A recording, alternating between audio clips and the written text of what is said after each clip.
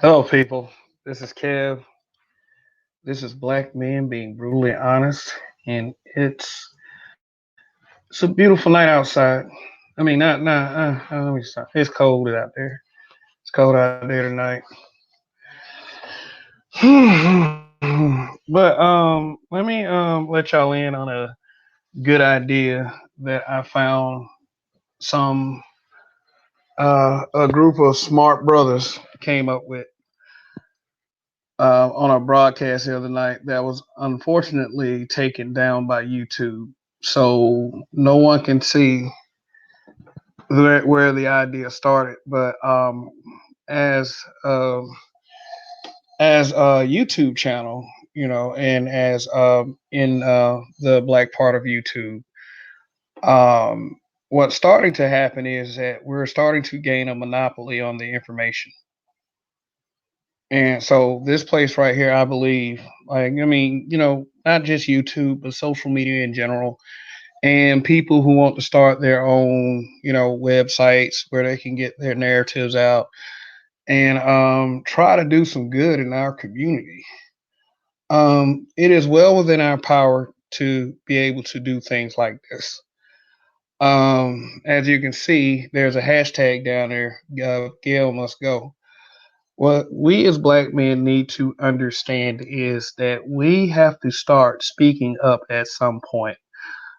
We can have all the broadcasts we want about how we were crossed by this group and that group. Let's not even really hide it, but how we're being crossed by black women. But if we don't take any tangible action, then all of that speak is going to be no good. So um, just look at the address and let's do it old school style. Do it old school. We do have platforms and such that let me see. Hold on one second.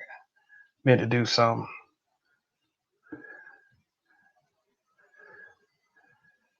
Um, we can do some things with these platforms. So it's like this. There are people apologizing. There are people defending Gayle King. Snoop Dogg with his little stupid apology. Now, yeah, that's what I believe about that. It doesn't surprise me based on the kind of person that I perceive Snoop to be in the past. There is something called an industry plant thing. People who are in this, people who are in the industry that maybe they throw them a few dollars, they say a little something they want them to say, and I feel like Snoop is someone like that. I mean, what do you think rap music is? Rap music is just acting with words, and for some strange reason, a lot of rappers they're able to go and do acting roles. They're able to go do film, but y'all out here still calling these guys gangsters. It's like these guys aren't gangsters. All these guys are studio. Seriously, they're living easy lifestyles in their cush little houses, and I'm not hating on that. If you're successful, if you have well-to-do surroundings, then you are a success. Especially if you're black, I'm proud of you. But I kind of feel like if a black man is going to do that publicly, he needs to stand his ground. He needs to stick to his guns. I mean, regardless of how you feel about that shit.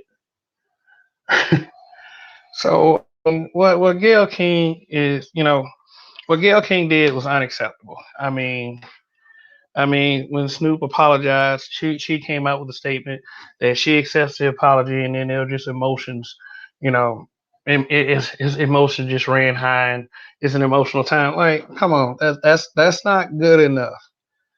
That's not good enough. See, the one place where I feel like she messed up at was she didn't apologize to Vanessa Bryant and uh, their their other children.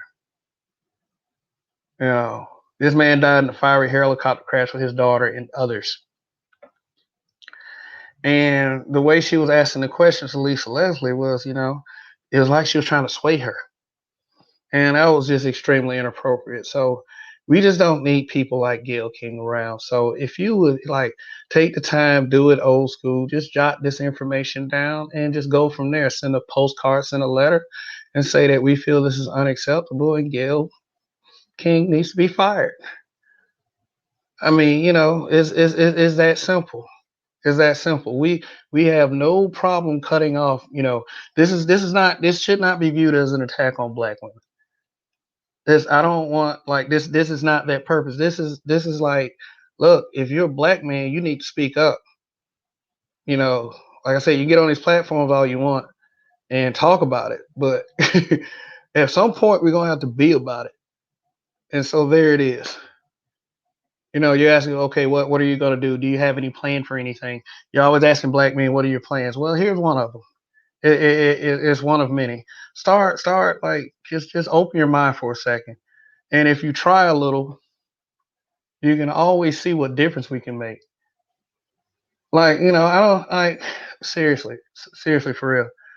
It's like it's just out of respect. It's just out of genuine respect that these things have to be done.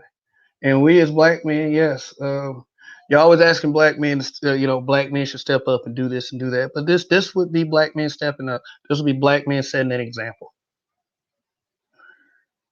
This would be a powerful thing. You guys don't understand. So anyone that watches this broadcast, you're seeing this first. And as always, I ask you, if you haven't, go below that screen, hit the subscribe button, hit that like button, hit the notification bell, and hit the all when you hit the notification bell, so you'll always know when I'm doing something over here. All right, so all right, this is what is called a protest, a demonstration, and let's do this. I'm putting the word out there. It's up to you if you want to follow, but I mean we can do this.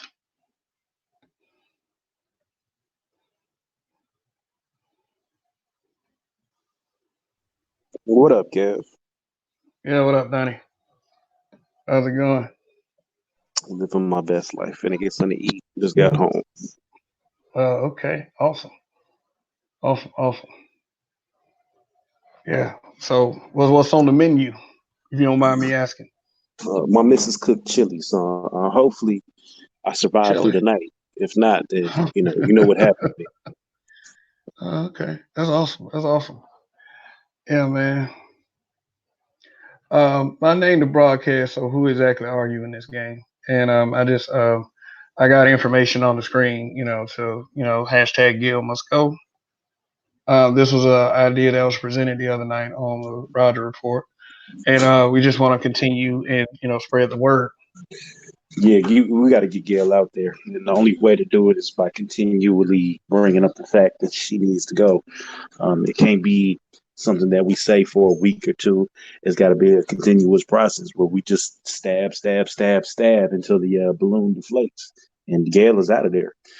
It's going to be a long process because Gail is best friends with Okra, but she got to go. Yeah, yeah. And like, how are you going? How are we ever going to make a difference if we don't start putting one foot in front of the other? That's what I mean. So it's just like I said, letter, postcard, call them. If you have a platform, call it out on. I mean, but we need to make all kinds of efforts to make this kind of thing happen. So anyway, let me let's move right along. Just just hmm, let's see. So I called this. So I called this broadcast. So who exactly are you in this? And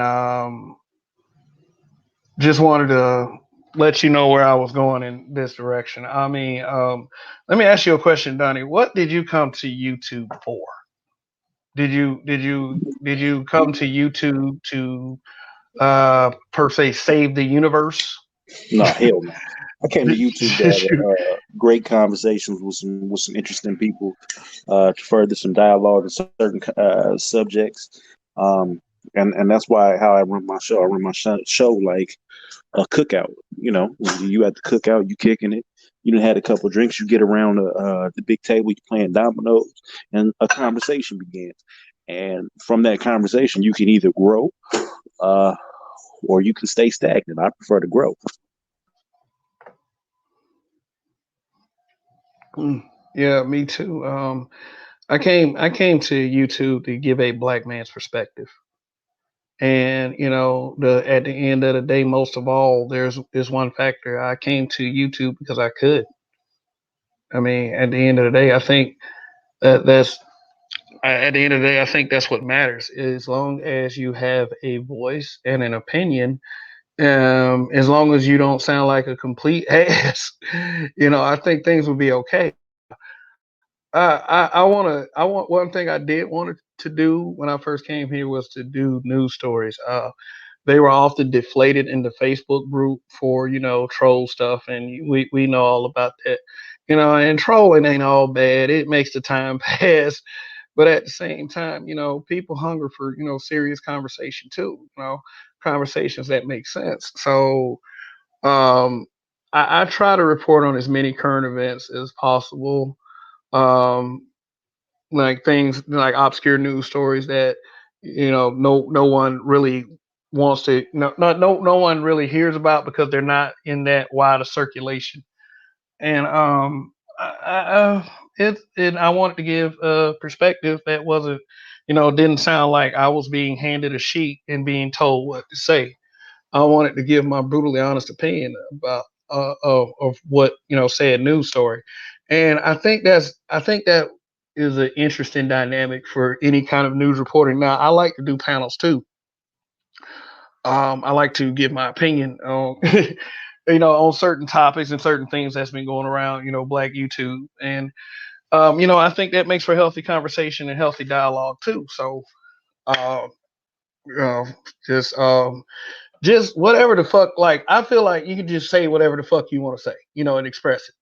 But we realize that there are certain issues that the thing in some of the things that we see, and as the habitual line steppers, we wanted to avoid such issues. Like yeah, me and Donny, me and Roger, we talk all the time, and we have these conversations on what would be best for our content, and you know, just and it's like we feel like this. It's okay to talk about, it's okay to talk about certain things, but we didn't want to do those things in constant repetition.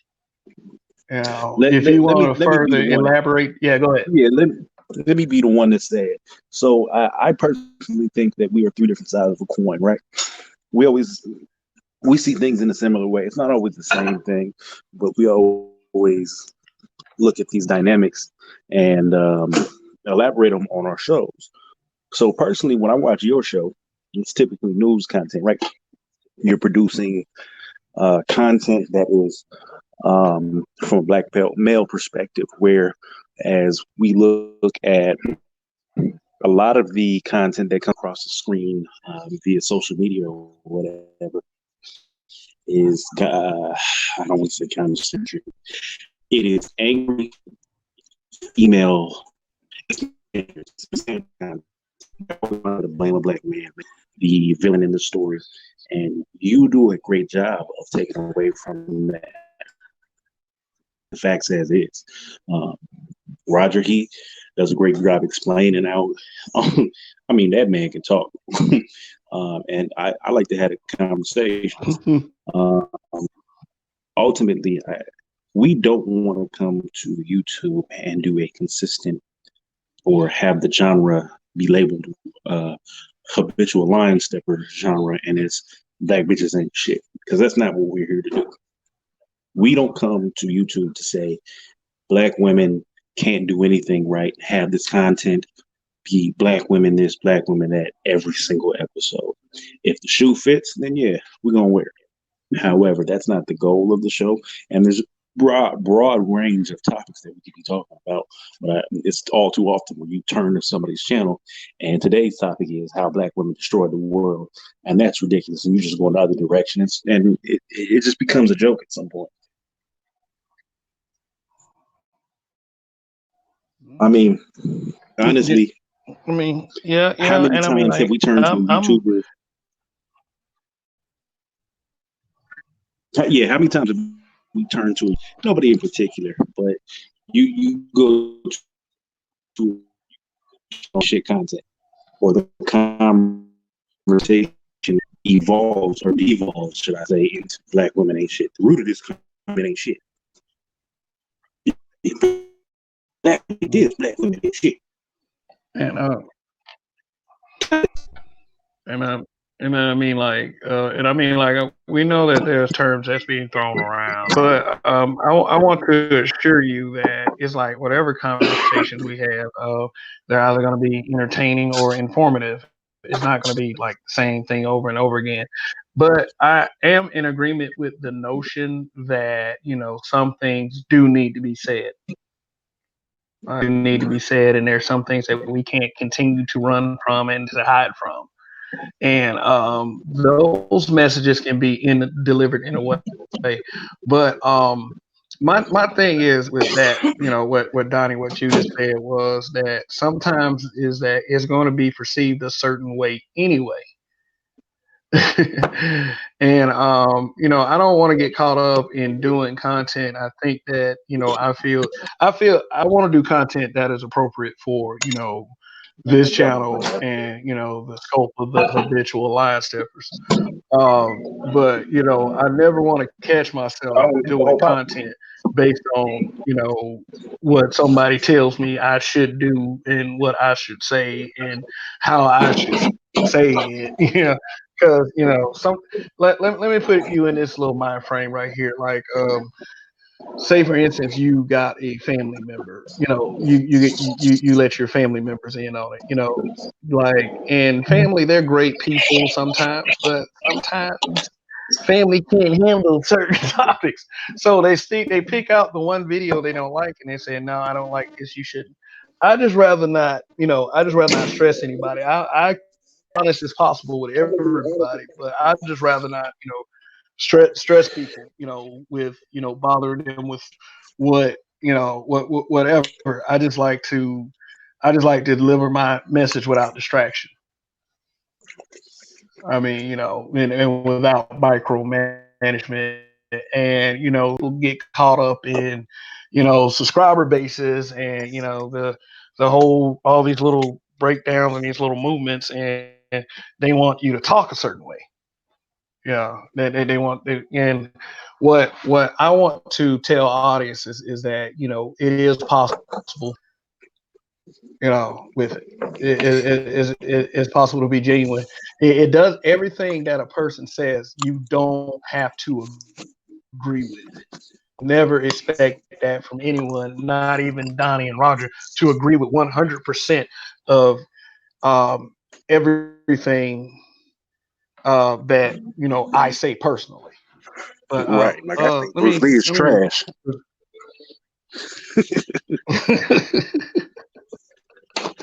I think there's definitely something to Bruce Lee. I'll say that. But let me answer. Let's answer Zero Hate's question.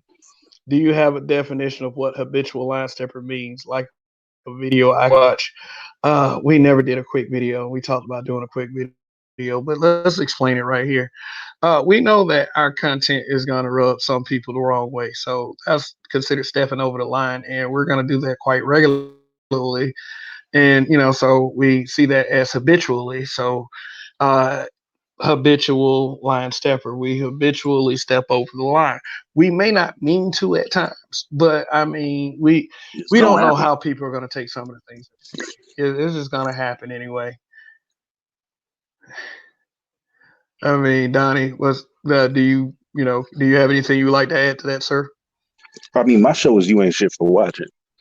So I'm consistently Yeah, enough said. going to be in an area to where I'm approaching things from a non-traditional point of view, and it might get some looks, it might get some views, um, in a bad way. But typically, the dynamic of my show is you're gonna say, you know what, he ain't shit. Well, guess what? You ain't shit for watching, Hmm.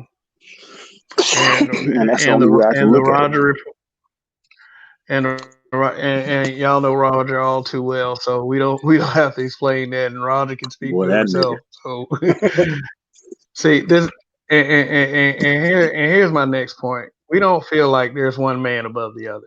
We don't. So Except I I am above wouldn't the be others, but go necessarily. ahead.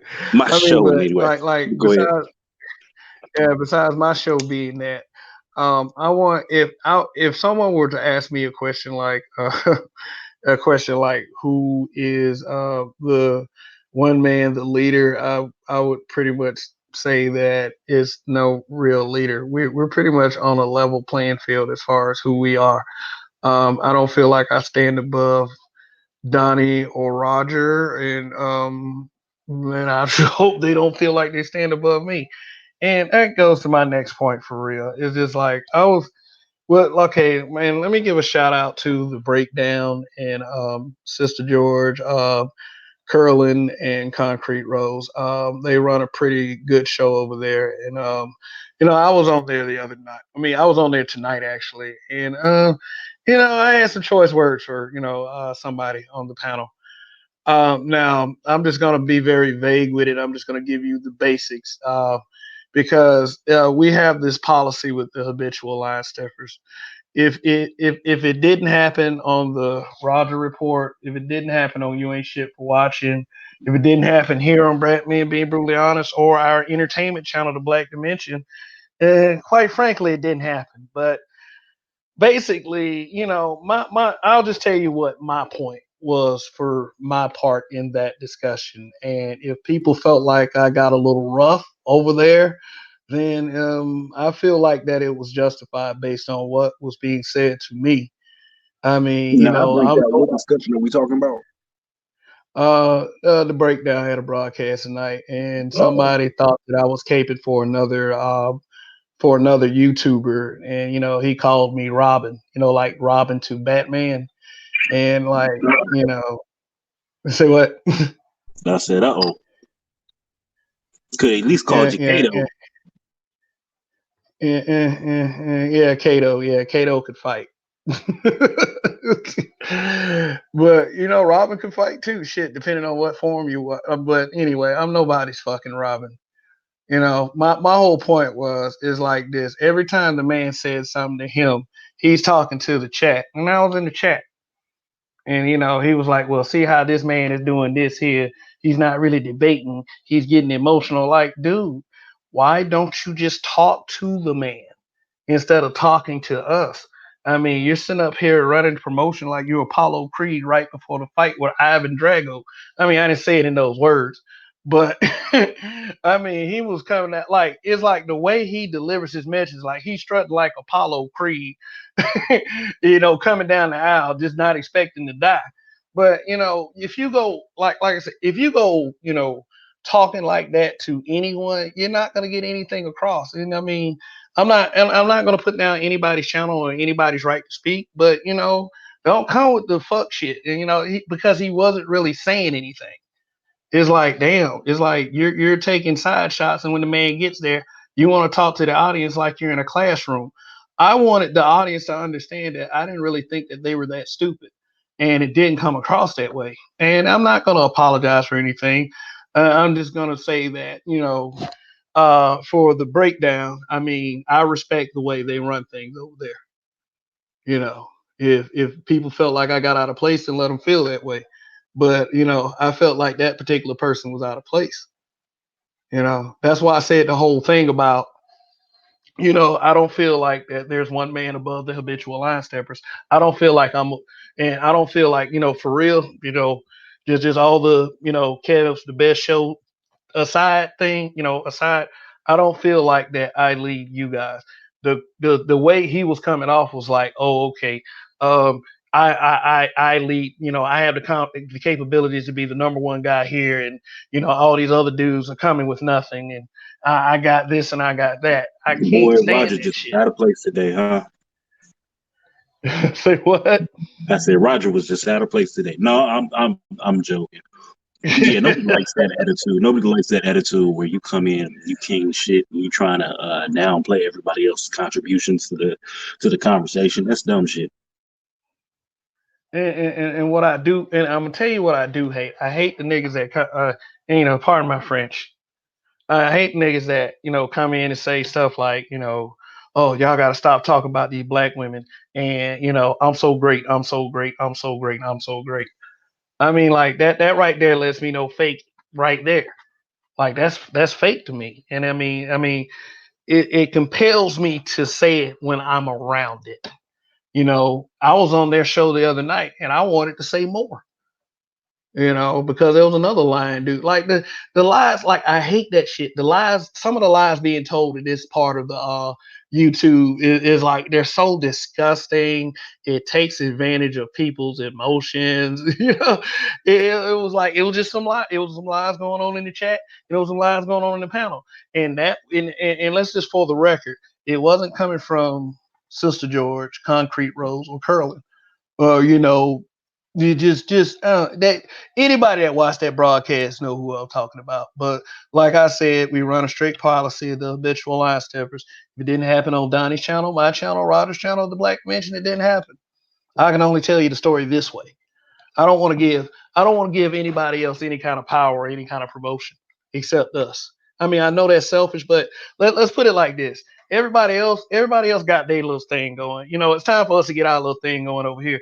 And we got some great stuff to offer, but at the same time, I'm not gonna come with this bullshit like, oh, I'm so great. Listen to me. You shouldn't listen to that guy. Here's the thing that man was forgetting. You got to have appeal. You got to be interesting. You got to be the guy that has the capability to attract a lot of people to what you're saying. I'm gonna give. I mean, and people buying Charisma, into personality. These are things that you look for when you follow somebody, you follow after somebody. If you have no charisma, if you have no way of talking that generates interest, then you're dead on your feet. yeah, and people. And also, here's one other important thing. Sometimes you got to be entertaining too. I mean, like, I don't want to do the talking down YouTube channel. I don't want to do the what's wrong with black people YouTube channel. I feel like our issues need to be discussed, but they can be discussed in a way that, okay, here's the problem. Now, here's the solution. If you disagree, there's always a panel for that can express that. I don't like circle conversations, but people who, if you disagree, you disagree. You don't have to have somebody 100% agree with you on everything. That kind of like it gets under my skin. It's like if you visit a social media post, you have something to say. I mean, there's nothing wrong with disagreement. It doesn't warrant a fucking attack. Like a personal attack. Like these folks they get mad when you're not buying their like some when you're not buying some of their crap, they get upset. And it's like it's like these people, and I understand this. I run into the difficulty of having to explain to people sometimes that a lot of the information on YouTube is a lot more tangible than the information that you find on places like CNN or even your local news. I know that's a crazy claim for some people, but somebody told me the other day, like, if you get your news from YouTube, that that it's gonna be a sad, sad day. And I mean, like, and I understand that they probably seen a lot of black guys that's with the bullshit, like that you were just talking about, Donny. I understand they might have seen that, but there's Right. a whole other side to that. I'm not talking about YouTube black. YouTube black are black people that do YouTube that don't deal with community issues. There Uh, is a whole dynamic of hotep bullshit niggas who come on and will tell you that a woman's period is a sign of evil XYZ. We're not talking about those dudes. There's some people who come on here with some actual facts, some information that is valuable. Of course, you should fact check anything, whether you get that from terrestrial news, from YouTube, whatever the case is, you need to fact check it, right? But there's people on here giving you some valuable game. And all you need to do is click, subscribe, like, and follow in order to get it. Now, Like I said, there are some hotep niggas on here who saying some crazy shit. But if you look at the average news channel, right? Everybody's got what, a channel six, a channel five, a channel three news. A lot of those are owned by large corporations, and they get their news in a format that has to be given a certain way that shaves off the corners, and it's not 100% factual. Or to take it further, they might even give you some some misinformation, should I say, in order to lead you into a certain direction. They do that with the political sphere all the time, right? Um, Mm. so anywhere you get your news needs to be validated and checked. But why not get it from YouTube? Well, I mean, like people accept the fact that people accept the fact that the people on TV and the people in the general circulation of mainstream they get checks for it. I mean, you can get paid through YouTube too, but it takes building a loyal following to do that. I mean, and, sometimes it can take months, sometimes that can take years. But it's like people are attracted to what's rich and what's golden. Like if a person that makes like a high six figure salary a year gets on TV and says something, people are gonna listen because that person has money. And that's just facts. Authority. That's just fact. But see, here's the crazy part. That person could be a millionaire, and be making six figures a year based on telling you lies. Yeah, His and job that. is to be the Pied Piper and lead you down into the water to where you drown, and he's getting paid off of it. And you think because he gets paid, that validates his story. Nah, bro, that's not the direction you want to go. Mm. Yeah, and I mean, if people paid enough attention, they could like kind of filter like I'll use this very loosely, filter through the bullshit. I mean, if somebody's saying something repeatedly and it just sounds like, are they really trying to push this? It's probably bullshit. And I mean, like, it is like this. I told the person that you're just, the person that told me this about, YouTube being a sad place for news. I was like, man, feel free to fact check. Just like what Donnie just said, feel free to fact check. Like you can stop being too lazy to fact check stuff. If you fact check and you find something different, you can debunk the YouTube video, and that'll take away from that person's credibility anyway. The I first mean, thing you I can do all when go ahead. somebody tells me something interesting or factual or something that I don't know, they'd be like, "Yeah, you could. Yeah, if you do X, then X Y Z will happen." I'd be like, "Damn, that's crazy." My first thought is to check. All right, let me run behind that and see the details on that. Let me get more in depth on that. Let me find the reason why that happens. Um, a lot of people just go, "Oh, that's fact. He said it. He said it. Tom Brokaw said it. Oh, Gayle King said it, so it's got to be true. Nope, don't need no other." And that's part of the problem. People aren't thinking people anymore. Mm. Now this whole thing that we're running with Gail King, of course, it has to be taken seriously to a point because it shapes and it affects the way that we think as a society. Now, for those of you who just joining us, yes, we are attempting to launch a protest. Gail King must go. Use this hashtag. We put the hashtag on the YouTube videos, and this is for content creators as well. Take this little information down, go old school, write a letter, write a postcard, and tell her that we as black men, and of course the black women that want to help as well, we won't stand for this. It's like, just have some respect, represent us better than that. There's a responsibility and integrity as influencers and journalistic integrity, and we felt like Gail didn't use that. So Gail hashtag Gail must go. And okay, Get up so out of here. and yeah, get her up out of here. Now, anyway, back to the conversation. Let me ask you a question, Donnie. How do you feel about somebody who sits up there and just acts like just a Don King, Apollo Creed type when they get up on a panel? Roger has an interesting word for it. He calls it peacocking. Basically, trying to be the big nigga try to invalidate everyone else in the conversation. Do that because of insecurities. Yeah, you do that. You accomplish every once in a while to let people know that you can validating yourself, right, by saying, I've got 2 degrees in this field, so people can kind of know you're more of authority than the average person. However, when people come on the panel and they do it all the time and they tell you, I created this word, I've been doing this for 45 years, and I've done this, all it is peacock, showing yourself to be a clown, and you want everybody to follow you based on some non-existent facts and some shit that you made up about yourself. A lot of the times, I just tune those people out. They try to pre-validate themselves by making themselves the brightest star in the room.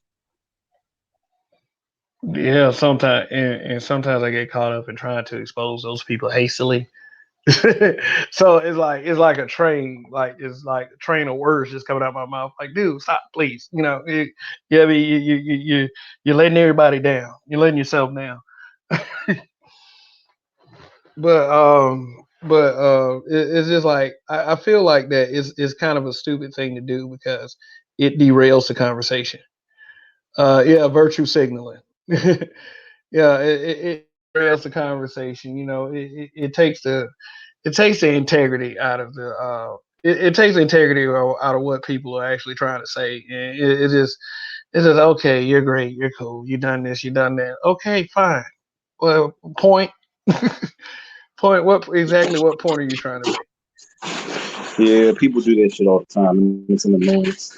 They come on all the time bragging about what they've done on YouTube, bragging about why you should follow them, bragging about how they help people in the community, and really them be the first niggas that be taken away from the community, should I say, right? So I'm not gonna mention any names, but there's more than a few people that are YouTubers who come on and brag about X,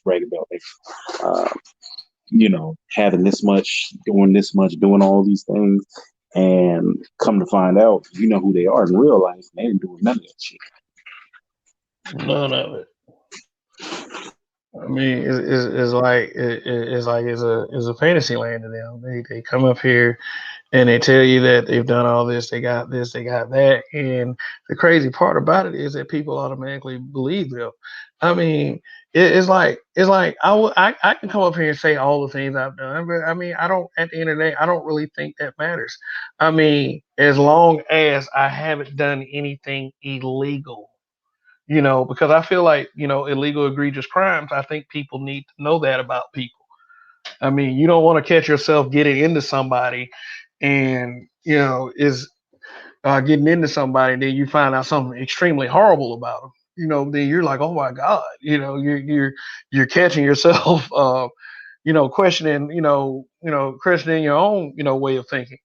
And My I thing understand is those content of situations exist. character, right? Content of character leads you to everything else. So I'm not even going to trip off of somebody who made some mistakes in the past, because maybe they've cleared it up, or maybe it wasn't much of a big deal, right? But when you Yeah. get into these people, because there's a lot of people who've done shit and have never been caught, who've never even been suspected of anything, and they continually keep pushing that boundary and that limit. That's when you gotta kind of check their whole character. Like it's people. Damn, I'm really trying to explain this without being specific. But it's people on YouTube who tell this magical, fantastical life about how they help the community and do all this shit for the community, and really these niggas just sit at home and play video games all day. Or I've run across more than a few travel channels where I can tell these niggas do not travel. Yeah. Let me These let me read what niggas do David. not. No, they don't. They read a bunch of brochures and they go on Google and they, we're very specific and we know who we are talking about, but we just don't want to. But David Monroe says a clever way to man shame. Basically, you have enough of these problems because you're not alpha enough. Yeah, I have this clear rule, and I've been saying it for years. If you have to call yourself an alpha, you're probably not an alpha. I'm not a And I fucking mean, like, dog. I there's would never use that term. That's some goofy shit to me. I'm a man. Period, point blank. In the discussion, I'm a man. It's like, oh, well, you got to be an alpha male. Fuck out of here. I'm not a dog. I'm a man. I eat dogs. I am part Asian, nigga. I eat dogs. You put that motherfucker on a stick and spin his ass. I mean, why call yourself like you don't have to call yourself an alpha, just like you don't call yourself a nice guy, like you don't call yourself a good guy. That's really honestly determined by the people around you, and honestly, that's a feeling you have inside. I don't really give too much of a shit about what people think of me at the end of the day. I mean, I feel like presentation is important, but I mean, that's up to you to decide whether I'm an alpha male or somebody like that or not. I'm not gonna sit up there and brag about being an alpha male and I intimidate you because who are the fuck like just like this damn broadcast ass. So who exactly the fuck are you? I mean, just I don't get that shit. Like, sticking your chest out in front of me, like, and I can get up here and say, "Oh, I knocked the wind out that damn chest," but we're on the internet. We're on the internet, guy. We're on the internet. I mean, you can get up here and brag. You can get up here and say, I've done this and I've done that. But really, how is it helping somebody else in their house? I mean, if you want to be somebody you look up to, people can pick out the genuine ones. I mean, but okay, the other part of this, when it comes down to disrespect, whether those people felt like I was defending the old boy or not, I'm clearly a person that I consider to say whatever the fuck I want to say. And it's like I say what I want to say, and then if I involve people's name in it, it's like who's on that panel. That doesn't mean I'm caping. If people actually open their ears, clean them out, and listen to what I was actually saying, I was just telling the man, you're not addressing him. You're treating him like he's some exhibit in a classroom. And that's insulting the intelligence of not only the person you call yourself quote unquote trying to debate with, you're insulting the intelligence of the audience too. I have no problem delivering the truth to anybody like that if I'm speaking in the same circle. I want to have enough respect for the other people, but if I see somebody that's disrespecting, like just disrespecting folks, I'm arrogant, I'm this, I'm that, dude, you need to be broken down, period. Don't say you don't have to, like I said, you don't have to say you're an alpha. You don't have to say you're a good guy, you're a nice guy. And you don't have to say you're arrogant. It might Yeah, be true, it might be false.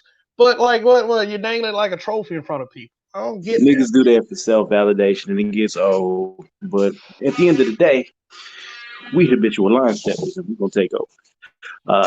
Cause we peacocking around this bitch. But no, I'm finna crack out. I'm tired. I had a long ass day. I'm gonna holler at you later, kid. You ain't shit for watching. All right, word. Thanks for stopping by. Thanks for stopping by. Yep, and that was Donnie. And now this is me. Now this is me. Like I said, like I said, if you okay, let's talk about appeal for a second. You people talk about stuff like speaking things into existence. I'm going to speak it into existence. But see that's supposed to be the inside voice. That's supposed to be the inside voice right there, speaking it into existence. Strength. My my personal strength. Whatever level of existence that I think it is, that comes from within. I've had to reach from within, and it's like I've I've had to I've had to go without encouragement because that right there. If I sit up there, oh my God, I need so much encouragement, and we all do at the end of the day. I'm not gonna even front, but that I don't need that to start a broadcast. I don't need that to come on YouTube. I don't need that to get out there and do what I need to do to take care of my family. I don't need that. I need that strength from within. I need my common sense. It's like I need my common sense. I need me at the end of the day. I need me. Yeah, I do need an audience too. I'm not gonna come on YouTube to not have an audience. I mean, it's like anybody that comes on YouTube saying that they don't need some like an audience, like they're lying. They're putting too much badassery on themselves. Uh, but Anyway, I think a lot of you know what I'm saying. Um, yeah, he took an unnecessary shot at Obsidian. Old man is an imperfect as any it is as imperfect as any of us, but I respect his work and voice. I don't get why people so quick to war over nothing. What I felt like is is like you can say what you want to about people like Obsidian, but you're right. He's been around for quite a while. I mean, he's been at this, and what I was trying to say was, if you're on YouTube, you're pretty much doing the same thing. It's not it's not okay. I'm on YouTube too, but I've done all this stuff that I haven't shown shit for. And down in this contribution, because I mean, he threw out. I will give this to Obsidian. He threw out two people, and I said this on that broadcast. He threw out two people that people know in these YouTube streets. As far as I'm concerned, the other guy was making up names. I mean, if anybody knows who that particular person was talking about, and then you can put it in the comment section, and I'll stand corrected. I'll tell you one thing that's unique about me. If I am proven wrong and I'm shown something tangible, I will admit it right there. Because that really, if honestly, if people throw like solid 100% fact evidence in front of you, and you try to sit there and dispute it like it's not true, you look like an ass. And I don't want to look like an ass. Whether you think of whatever my reaction to the bullshit that was being divulged over there on that show or not is good or not. What's going on, BGS? Hey, what's going on? Yeah, I was just listening, and Yeah, how you doing? Well, it, yeah, I was just listening. And basically, that's how come. It's almost bad to have women in this sector sometimes because women in peacock, and that's part of the reason that the manosphere kind of fractured anyway. Because the women started to coming over and having dialogue, and then it's about who was the best man. Uh, what type of guy was best to be picked by women instead of men coming together and trying to solve their own problems. mm, Can you hear me? okay. Can you hear Yeah, me? yeah, I heard Yeah, I everything you can hear say. you. Okay. Yeah, we can hear you. Yeah, and that is the that's the problem. So I went over there and heard what was going on the other channel, and I've had that problem. And people come at you, about how they're better than you and who you're not and blah blah blah. And me personally, um, they say a lot of things about who they think that I am or what people call me. And I said, if you ever heard me describe myself in any instance, and I said, I'm just a regular dude. That's the first thing I said. I said, Mm, I'm not special. I'm not a kingmaker. I'm not alpha. I'm just a regular old dude on YouTube. That's it. I said, if you look at me, I live a regular life. Um, I have a regular family. I have regular problems. I'm not perfect. I've done my share of good stuff, and I've done my share of bullshit. So I'm just a regular black man in America, no different than anybody else. At the end of the day, I always tell them, your work is your work. Okay. Nobody knows what you do outside of what this platform is. And everybody has access to the same platform, and your work is your work. So I said, when a dude comes on and says, well, I'm better than you, blah, blah, I said, hey, man, your work on YouTube is your work. That's all we know. All this rest of the stuff is yeah, unnecessary. yeah, and I mean, I feel like when you do that, you just kind of insult the intelligence of like not only the people on the panel but the audience as well. It's like, what exactly are you trying to say, and do you have any evidence to back your claim? Yeah. Yeah. And what I wasn't seeing was evidence. I wasn't seeing any evidence. I was just seeing shots. I was seeing grandstanding, Yeah. and like I was seeing peacock. Peacocking. Yeah. And that isn't right. Yeah. That isn't right, because he also wasn't sticking to the topic at hand. Now I said what I said, and it wasn't exactly the topic, but it wasn't exactly the topic itself. But at the same time, when people do stuff like that, it just like it irks me and it bothers me. So any disruption that I caused, I did it with good intentions. I Hmm. know that sounds kind of funny, but I know and what you what mean. up, Edward? David, you haven't spoken yet. You got here. What's going on, man? Thanks for being here. I think it's your first time on this channel. I mean, you might have watched the last broadcast, but on the panel, No, So I'm a welcome. little bit new. Thank you for having me, but I'm a little bit new to you personally. I've been on Roger's chat a little bit. I've been watching him a lot lately, last couple of weeks. But like the whole what do you call the habitual line steppers? I'm kind of familiarizing myself with with you guys, so I am Don't a go. little new to it, I can sir. tell you, Yeah, don't get all three of them together though. yeah, I'm sorry. When yeah. I think Donny about was just that, here. when I hear Go the ahead. habitual line service, I just think about a tap dancing group. I swear I No, I think you know when I hear Some habitual line steppers, I think about where we're children. You know, that's what because they're constantly stepping over the line. Say here's the boundary. Nope, we're gonna and we're gonna cross it just because.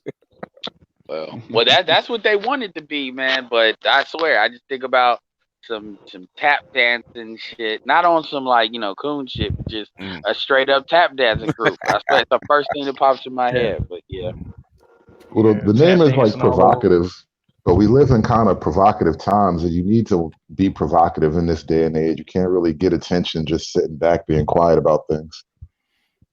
Mm, no, absolutely. I mean, yeah, I thought like when I think about it, I mean, the name is good. I mean, it's really about mofos that have fake outrage.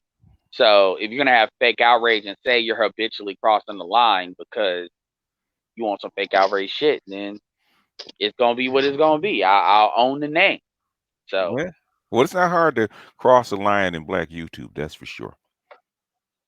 yeah, You can cross it unintentionally sometimes. I think just telling the truth makes you an habitual line stepper. Well, that's the yeah, problem. The truth is the line you're not supposed to cross. Hmm. The truth about what's going on between men and women, the truth about race relations. I mean, there's like this narrative that we kind of get told about various things, and the first person to tell the truth kind of gets kicked out of the club. Yeah, that's true. That is very true. You're always what is it? You're not a prophet until you get run out of 9 villages. Oh, there's a yeah, number yeah, yeah, for yeah. it. I, uh, I tell you what, I tell you what though, you get kicked out of the club, you make your own club. I was a guy that got kicked out of Facebook groups a lot because I would just say what I wanted to say, and it was not really disrespectful stuff till you got disrespectful with me. So I made my own Facebook group, and I just decided that because of the trigger action from just having created that space, I decided to come to YouTube Hmm. and do the same thing. But I didn't do the content based on my hatred for whatever group. I wanted to deliver the message like I intended because when you're dealing with a bunch of people, people want to turn it into like a troll space, and I wanted to live out the intention for the group itself on this YouTube channel. That's why I do a lot of news stories, and and I also like these type discussions too because I think they're very interesting. Sometimes, a lot of times, it's better than TV. And I wanted to produce the same style content, and I like the way that the black part of YouTube, despite like a lot of the conversations going south. I like the way that a lot of the black YouTubers do things. I think that it's a blueprint for what's being laid out for the future. And I mean, I'm very excited about what that becomes, whether it continues on YouTube or some new platform makes an upsurgence or whatever. But like I said before, I appreciate seeing so many black men get their word out in Yeah. well, particular. well, YouTube hates it. I can tell you that they do not yeah, like well, the second of YouTube. which kills me because from a business perspective, I'm like, okay, it's one thing for you to not say, okay, this type of stuff is not going to be monetized. YouTube has a right to do that. But what I never understand is if it's not monetized, then why are you upset? Because advertisers are not on top of these videos. So I Mm. thought this is what the super chat was supposed to compensate for. This is what the join button was supposed to compensate for, to go after Patreon was, but I guess uh, that's that white supremacy part where it's like we just don't want it out there. Period. Damn the business side of it.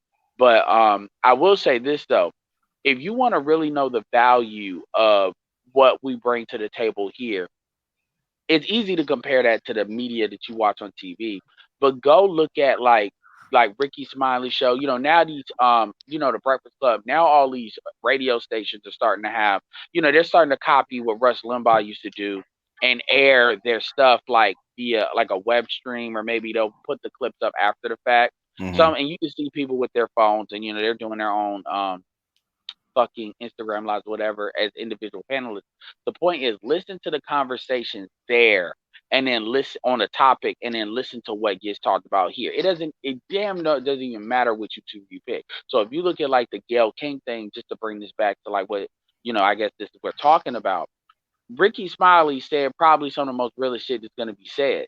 Really, he's the one that's still trying to hold the line. But even look at how they talk about it versus what you're gonna hear here. And Mm-hmm. it doesn't matter what YouTuber, minus a couple of exceptions of people talking from me fuckery. You hear it's not, they can't be that real. It's not about cursing. It's not about what you can't say. They can't give you the context that you can get over here because they're not allowed to say it. Mm-hmm. They're just not. I mean, even I was listening to like with Ricky's mind, and it's not just about good radio. They're not allowed to say certain things, and it's very obvious in how they contextualize things. Kind of like going to the church. You're only going to hear a certain surface level bullshit, no answer context. So, yeah, Yeah. If it's not approved, yeah, they can only go so deep. It's kind absolutely, of like and yeah. Go no, ahead. it's kind of like what's going on with Snoop right now. He's just not allowed to tell the truth about what he thinks, Mm-mm. even if he's 100% right, even if he's wrong. He's not allowed to be wrong in public like any other person. Yeah. Yeah. Well, because he's a black man, he just know his place, and then what that tells you doesn't matter how much money you got, you're still a nigga. And he's a thought leader, whether you like it or not. And they're afraid that other black men will get out of their place. And that's the problem. That's the whole thing about attacking SYSBM. Black men are supposed to stay on the plantation and not get out of their place. Well, I'm no, not trying to comment on other people's channels. I'm really not. But I found it comical that O'Shea, and obviously it's the Rumble, so it's got to be a trigger thing to get you to click. But oh yeah, I was there. I'll say this. O'Shea and Taz are talking about black men are scared to work with black women. And I'm Okay. like, where are you talking? Even on YouTube, that's not true. In all black male space, that's not true. You got folks stay going on concrete, and concrete and Danielle do not have a problem getting black men to come on their shit. Nor did BGS. BGS, you had to, and I'm one of the main ones. This was the case, by the way. But Mm. BGS had to pretty much put the gate on and become a bouncer for the BGS for women thing, only to let people up as requested by the women, or that he wanted to let up because dudes were coming on there, and I was one of the main ones. So this idea that black men are not willing to communicate with black women. Heck, shout out to Mr. Fantastic for his thing when he got Rashida Schrober, all of them, and they got to say their piece, and it was actually a very productive conversation as far as getting things out there. And they were happy with how that was conducted. They wouldn't have stayed as long as they did if they thought they were not doing things the way they wanted, it done. So I'm like, what are we talking about? But hey, Well, But they make up a narrative, and all that stuff is a made up narrative because um, if black men were afraid to work with black women, then the black community wouldn't work at all. So that's profoundly we've been I working with just black women for 200 years. That's profoundly, if I can say it on a habitual line steppers, it's bullshit. even yeah, Ramil was absolutely. like, "Oh, my bad, because I know I'm." No, go ahead, go ahead. Well, well, even I wanted Ramil to was jump in like, real quick. even Ramil was like, these bitches, like, how is it that these bitches understand business and get in a life more than you niggas do? What the fuck? And I was laughing because I'm like, yeah, if you want to do some real business and you want to keep it all black, then Yeah, it's impossible to do that's that without black women. and that's one thing I wanted to tell you, Edward, because you disagreed when I said what's wrong with especially black men is between their ears, right? You disagreed. And I Oh no, can't, no, no, no. and What that's why, I said, and that's why I said it, and that's why you have to work on it. So people keep thinking that you can go, because I've been doing business, man, since my tutor whole taught me in argument 1993, first right? started being In said. in Yes, 1993, right? In but 1993, what okay. I'm saying, what I'm Hmm. telling Ramil is, you gonna be waiting forever for them niggas to change, so they ain't gonna change. So what's in between their ears, you're gonna have to write a lot of these niggas off because they never gonna get that shit right between their ears. That's the argument I'm making. I know what's wrong. He doesn't get that yet. He thinks he can, oh, you niggas, what the fuck is wrong? No, that ain't gonna work. You just No. gonna have to pick the niggas that can do it, and that's gonna be rare. That's what Yeah, I'm saying. I you mean, know, there's some value in wailing against it, though. There is a little bit of value in getting up on your soapbox and shouting out whatever the truth is, because of all the people that you can reach, you're not going to reach them by being quiet. So there's kind of like, you're going to lose most of them, like you said, and you kind of have to just cut your losses with that sort of thing. But him saying what he's saying, and to the manosphere as a whole, us, these guys saying what they're saying is better than the alternative to just well, be quiet. well, the thing is, what I don't like is people criticizing people that are trying to work on the psyche of these black men. Right. In other words, I get that all the time. How come you don't teach business? How come you don't teach them how to form a family? How come I could teach business? I could do a whole lot of that stuff. I could teach people how to read charts. I could, I had to do an analysis on a gold and silver and dollar chart just the other day. I could do that.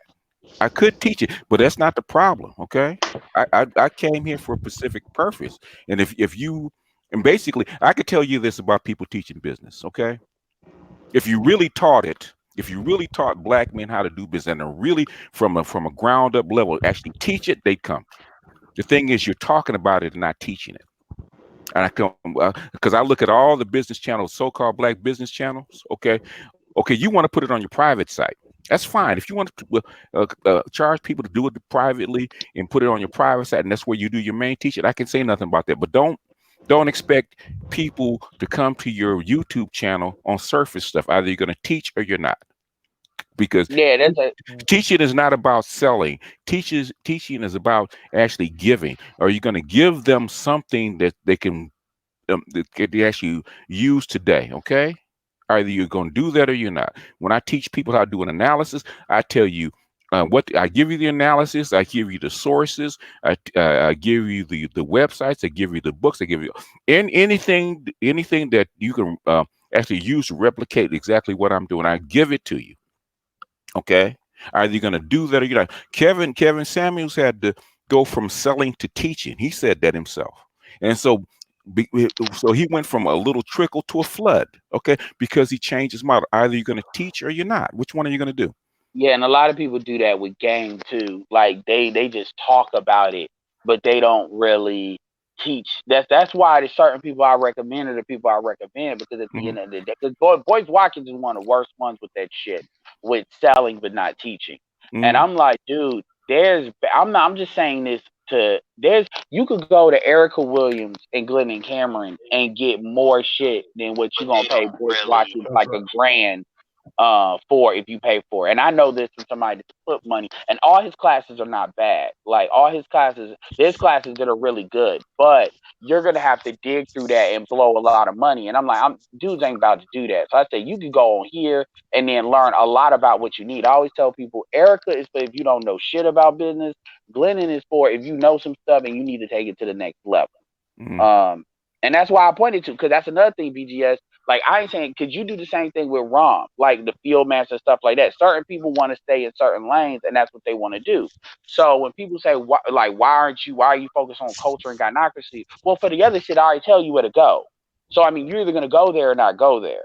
But you're not gonna tell me what not to say because people try to put that out there as a way to discredit you. Well, Hmm. why don't you? It's not that I don't know how to talk about it.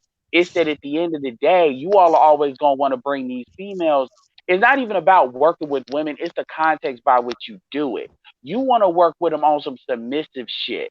Like you don't really want to work with them even on some equal playing field shit. You want to submit to them, and you don't even know that's how you're wired. And Ramil doesn't realize that yet because he's not used to that. So I said, dude, the way that this is gonna work is if you work with black, because he keeps talking about it from a black male power standpoint. Black men do not see it that way. When you say black, they think black women, black children, and they put themselves last. That's why you Well, have to make it clear it's about black men, because that other shit will fix itself if you fix that. But see, he doesn't get that yet because he well, hasn't seen Edward, what people come at him with. isn't working with women and a part of the problem to a certain degree, because BG, as you said it a minute ago, and I'm sitting here thinking about that. Like you said, if you want to open an all black business, it's basically impossible to not hire women. So what Well, you're working kind of with Yeah, no, well, well, yeah, working. because what I'm saying is you can hire all guys and everything, but you still have to at some point have to cater to the sensibilities of women because Oh yeah, women are be, going to be the be, customer base.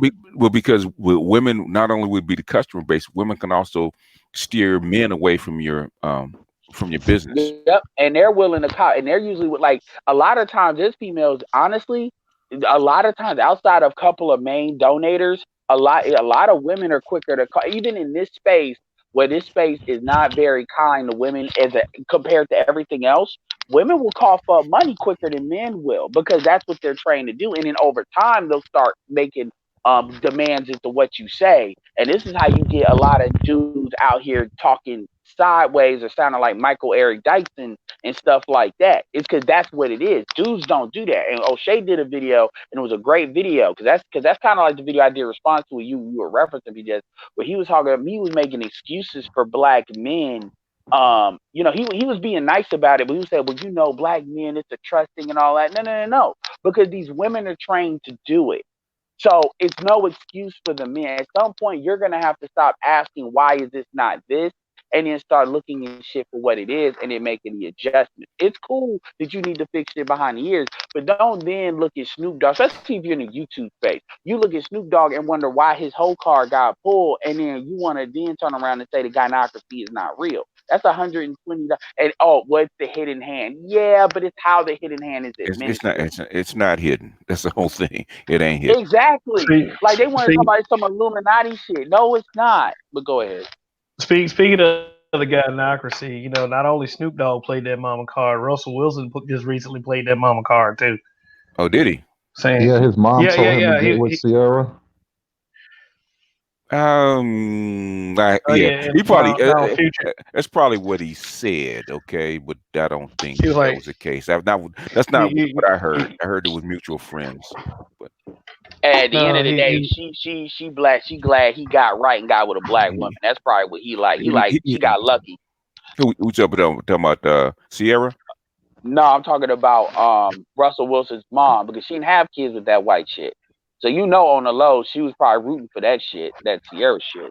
Well, yeah, that's yeah, I mean, that's I'm just saying on some if it's gonna happen, thank Yeah, God. You women know what I'm root saying? for It each ain't like other some like bush that. shit.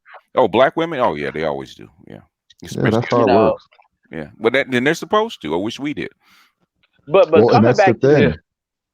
We but just coming don't back to push. the We just don't root for each other the way they do, and there's not No, enough of a force on our side of the argument. we're not taught to. We're yeah, we, taught. No. we have the Highlander model. There can only be one dick on the table to get Yeah, all the bitches. This we're is how black men think. and we're yeah, Yeah. like kind of like what I ran into tonight. yeah. We're like the Sith before the ruler too. We like black women are like the Jedi, and we're like the Sith. Now their shit is not perfect at all. The Jedi code, but that emotional shit they're on code versus the Sith. We're fucking killing each other. This, and then we go up against them. We wonder why the fuck do we always lose. And Yeah, then you got Darth Bane that says, "Okay, I need to kill everybody minus me and another person to completely restart this shit and yeah, become the hidden hand." yeah. But we're I not mean, gonna do that. what I'm saying is that I hear that speech what black men must do, and this is how black men got to do it. And I said that's fine if you're talking to 10% of the guys. You're talking to 10% of the guys. That's why I come out to tell. I had to Exactly. let Kevin Samuels know that. Because he was doing a lot of stuff for me. I said, look, man, I said, I brought you in for the 10% of guys that actually need your services. The other 90% probably don't. And they're not going to want it. So don't even worry about the 90% don't want it. Same thing for, you know, certain YouTuber that we're talking about. I said, what you're talking about is for 10% of the guys. We're trying to worry about the other 90%. So you're getting on panels and demanding that the other 90% or 80% of guys raise themselves up by the bootstraps. That's not going to happen in this country. Well, that's Yeah, just and not the and, and that's norm anyway. Like, well, I took exception to what he was saying on this level. It's like this. Even though the whole alpha beta conversation is only useful in a really small like segment, it's not really applicable to how we function as people in society. Hmm. He was making it as if The only thing you need to do is be alpha enough and dominant enough, and that's the day, and that would end it. But the problem is not like we operate almost in a pyramid structure where there can only be one boss to the corporation. So by But his logic, only the boss But gets any respect from his even wife. outside of that, black men are taught to be alpha sexually and beta in everything else. I mean, Let's And he was so kind of that lining you up for that. Yeah. if that was the case, he would be married with kids, he would with a successful family, all the stuff that he's preaching that you should have. Okay. Right. Yeah, well, he I'm be talking about he be people in no, and general, really and he be having bitches falling out his pocket too, like Well, just you bitches, and bitches, bitches. You know, what I'm saying, I bring it back to my son, right? My son, if he earns $30,000 a year, that's good for him, right? I mean, he's a right. semi-pro basketball player, so he would be considered "quote unquote" a sexual alpha, right?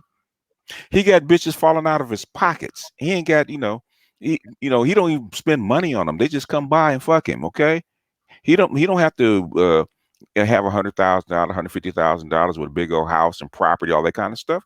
You don't need it. Okay, that one thing does not have anything to do with the other. Hello.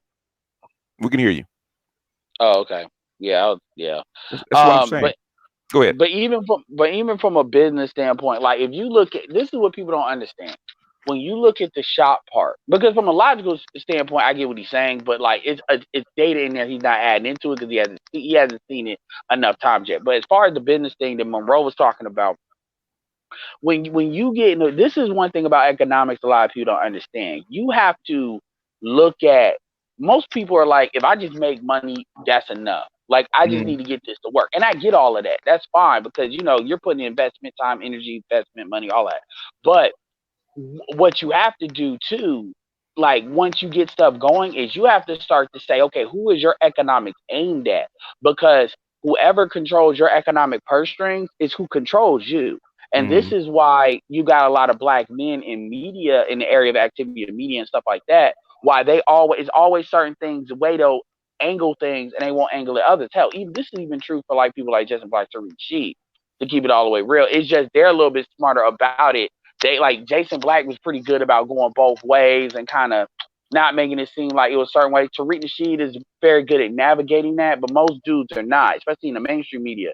If women take the Shea Moisture to do their own Shea Moisture, if women are 95% of your market, then at the end of the day, they're gonna have those are the people that's your voter base. It doesn't matter. And you saw how quick he was to bow down to them because over some shit that, quite frankly, he said it didn't matter if they were right or not right. It was the power dynamic. It's the same thing for like somebody like Tyrese. Remember Tyrese called his wife a black queen? It didn't matter if she looked like Kamala Harris. It didn't matter that motherfucker was going with Meghan Markle. None of that mattered. What mattered is he upset the people.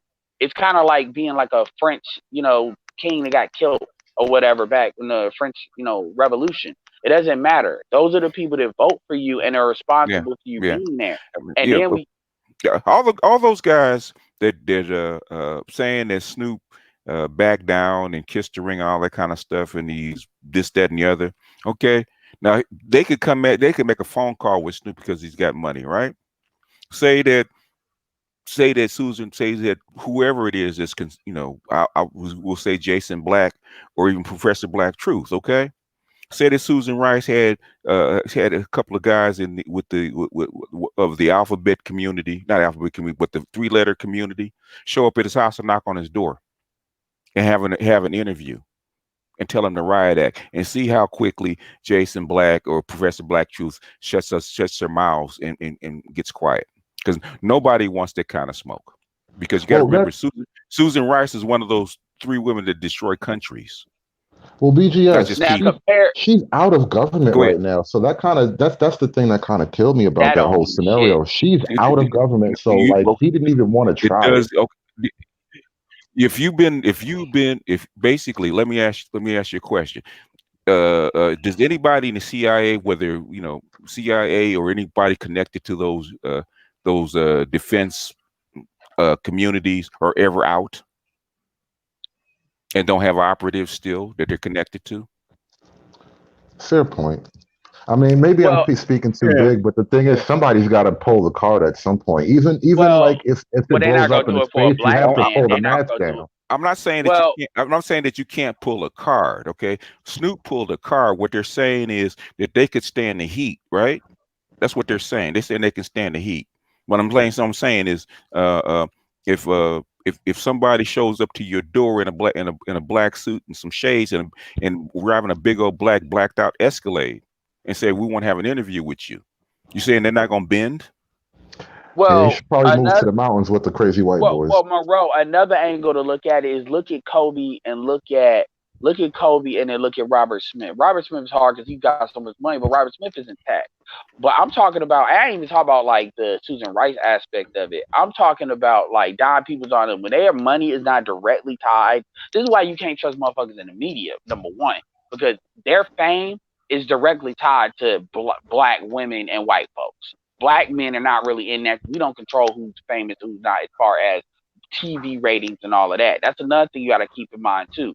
But when you look at dudes that are in tech, like for instance Kobe and Robert Smith, there was nothing they could do. I mean, Susan Rice got involved because of what he said, but I'm talking about like as far as black women getting mad about what they do, there's No. nothing they can do because they can't directly attack companies that they don't directly patronize.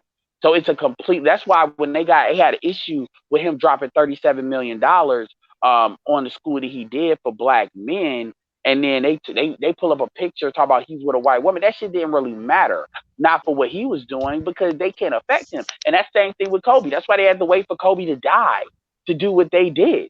Because at the end of the day, that's not gonna get any fruit because you have nothing on him. And to be honest with you, yeah, that so you have to look at again. You have to look at is your economic.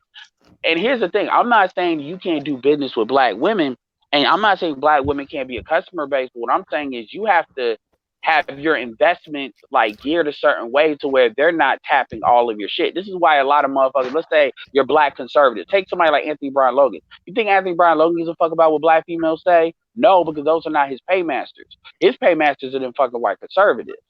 So we Hmm. call that cooning, but that just gives you an idea how that's angled. Same thing with O'Shea. If O'Shea wanted to tell all these bitches, y'all can go to fucking hell, he could do that because he gets enough donations to pull from black people to do that, black men Look to at do that. That's look at that rare, but dynamic he though. does. Look at that dynamic, Edward. And this is what bothers me about the way the sort of pro-black movement operates when it comes to black conservatives.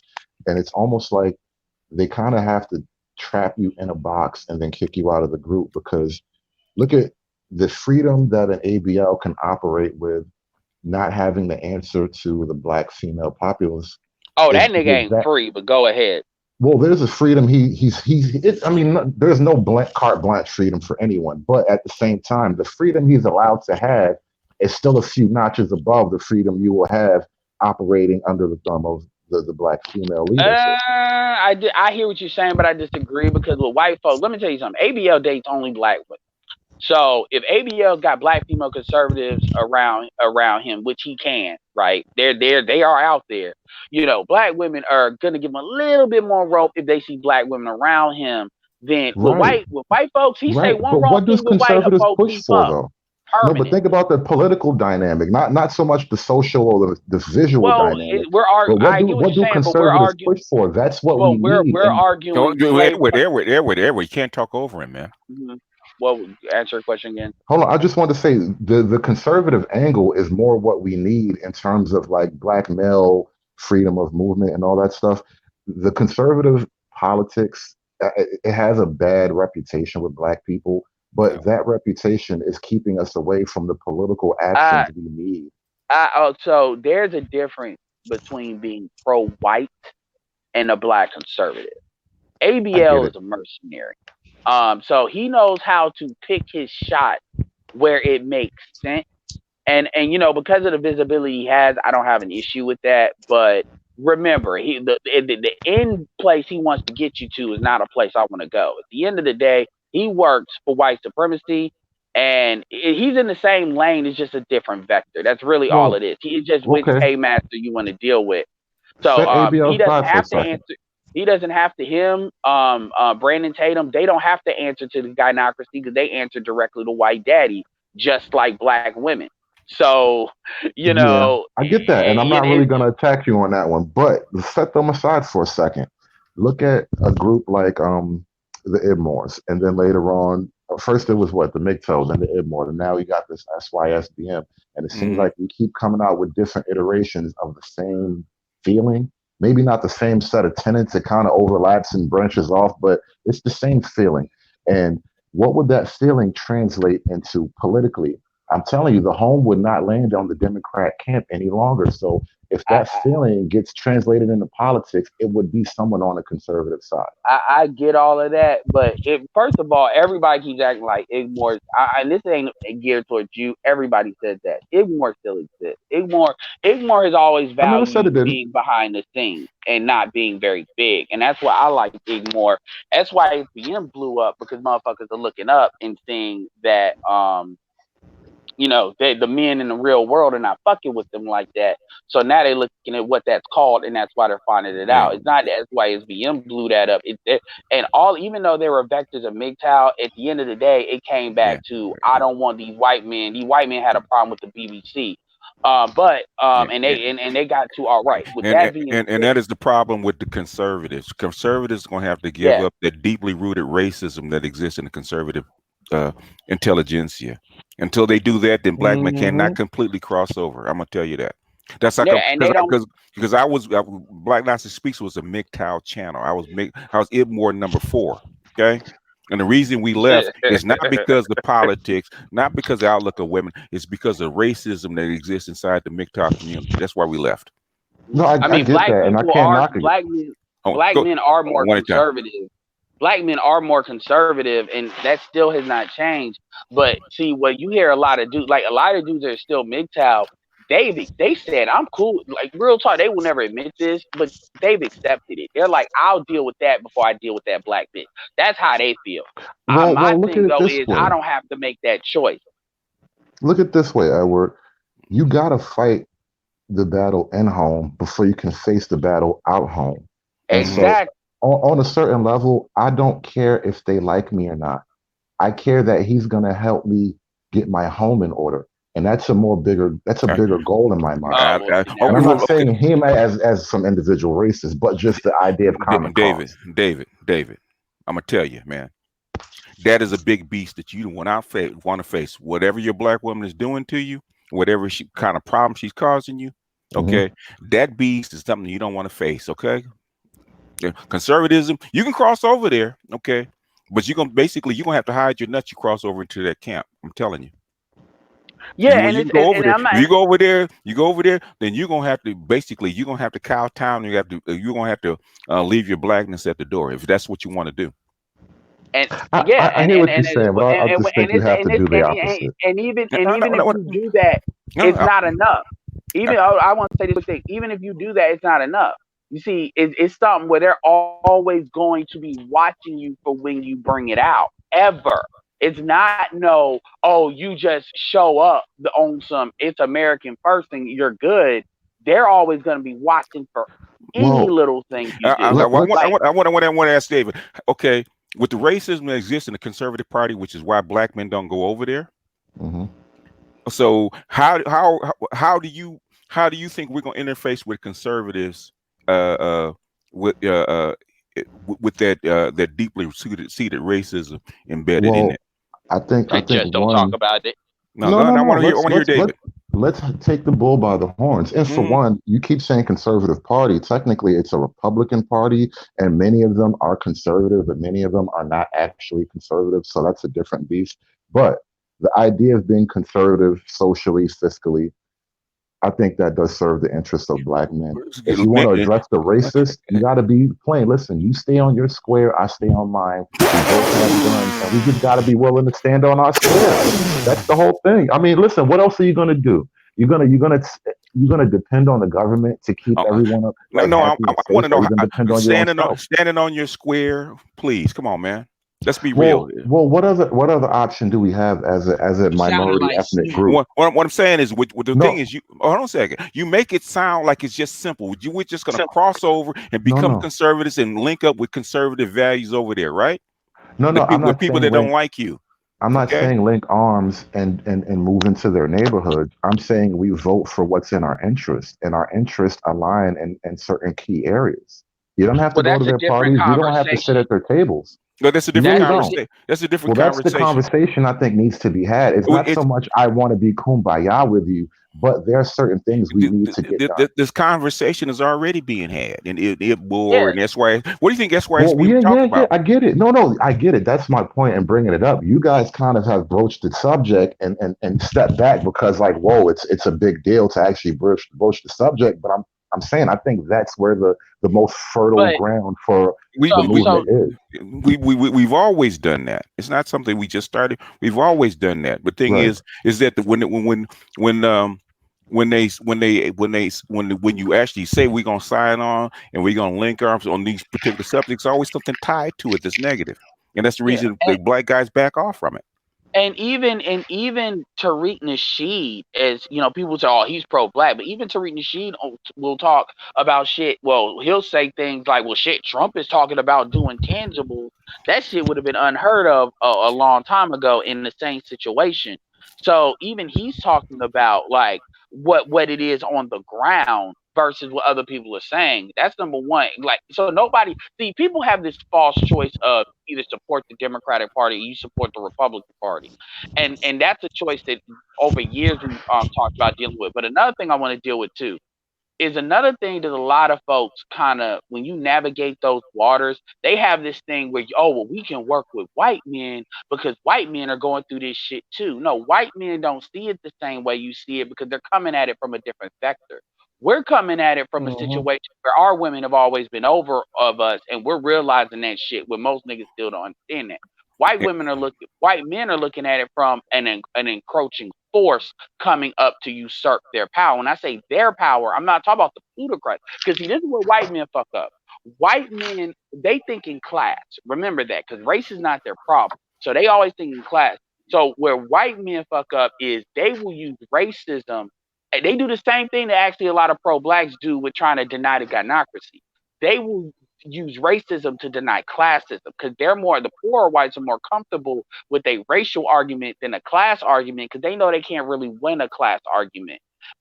Like, and when I say argument, I mean like with the upper tier white folks because they're the ones that are really running the yard. So what they'll do is they'll say, "Oh, but look at the Hispanics coming over here," not admitting that they only are coming over here because the Plutarchs are really allowing that to happen because it allows them to make money. They won't blame the Plutarchs for shipping their jobs overseas. So, I mean, think about it. Most of your blue collar conservatives that the unions completely been decimated, they're voting for Trump. Most of them now. So, and the Democrats are getting money from the tech companies. So the point is, they will always lean on that and use racism as a mechanism to say, I'm white first, to the point of their own detriment. That's Well, what makes don't that so Uh, crazy. That's uh, Slow how down, lame Edward. they Edward, are. let slow me down, man. Edward, let isn't me someone Go on go the ahead. black side guilty Go of using go ahead. racism to keep us in the box though? Go Isn't ahead, that how Kev. black politics But works? what does that have to do with me? See, I'll say this in like 10 seconds. That, that you got to understand, dude. What I'm telling you is, and this is not just true for conservatives, it's true for 10 seconds, liberals. Edward. You will walk over there and they're always going to think this way. So that black men do it too shit don't matter because you're trying to cross over there and work with them. So it doesn't deny what I'm saying. That's all I'm saying. how is it as a black man do am I supposed to think that conservatives have my best interest in mind? Because what I hear from these conservatives and these black men who are on the Trump train, that Trump has done, like, as a black man, they're doing better than they've ever done, and I need clarity on that because even if I'm mad with the Democrats, why go from a party that looks like they don't give a fuck to a party that I Actually, know don't don't give give a a fuck. fuck? Wait, Yeah. wait, wait a minute, wait a minute, wait a minute. You talking about the party of people who may want to fight you in the street versus the party of people who want to turn your sons into daughters. You Dude, I think mean, I'm just saying, I didn't say No, no. either one was Which one greater would than the you? other. Which one David, is David, more of David, an David, enemy? David, David, David, David. Who do you think brought all these feminist laws into place in the first place? It wasn't the Democrats. I'm not. Who's I'm not gonna argue that. You're right. in other words, it doesn't matter. Okay, This is why I'm saying it's not so much Republicans. whether neoliberal or Fabian socialist, it doesn't matter. What we It's need to Well, do is get the conservative truth. values. It's I conservative get that. values. No, Man, no, woman, it's not. Okay, child. okay. What are conservative values, David?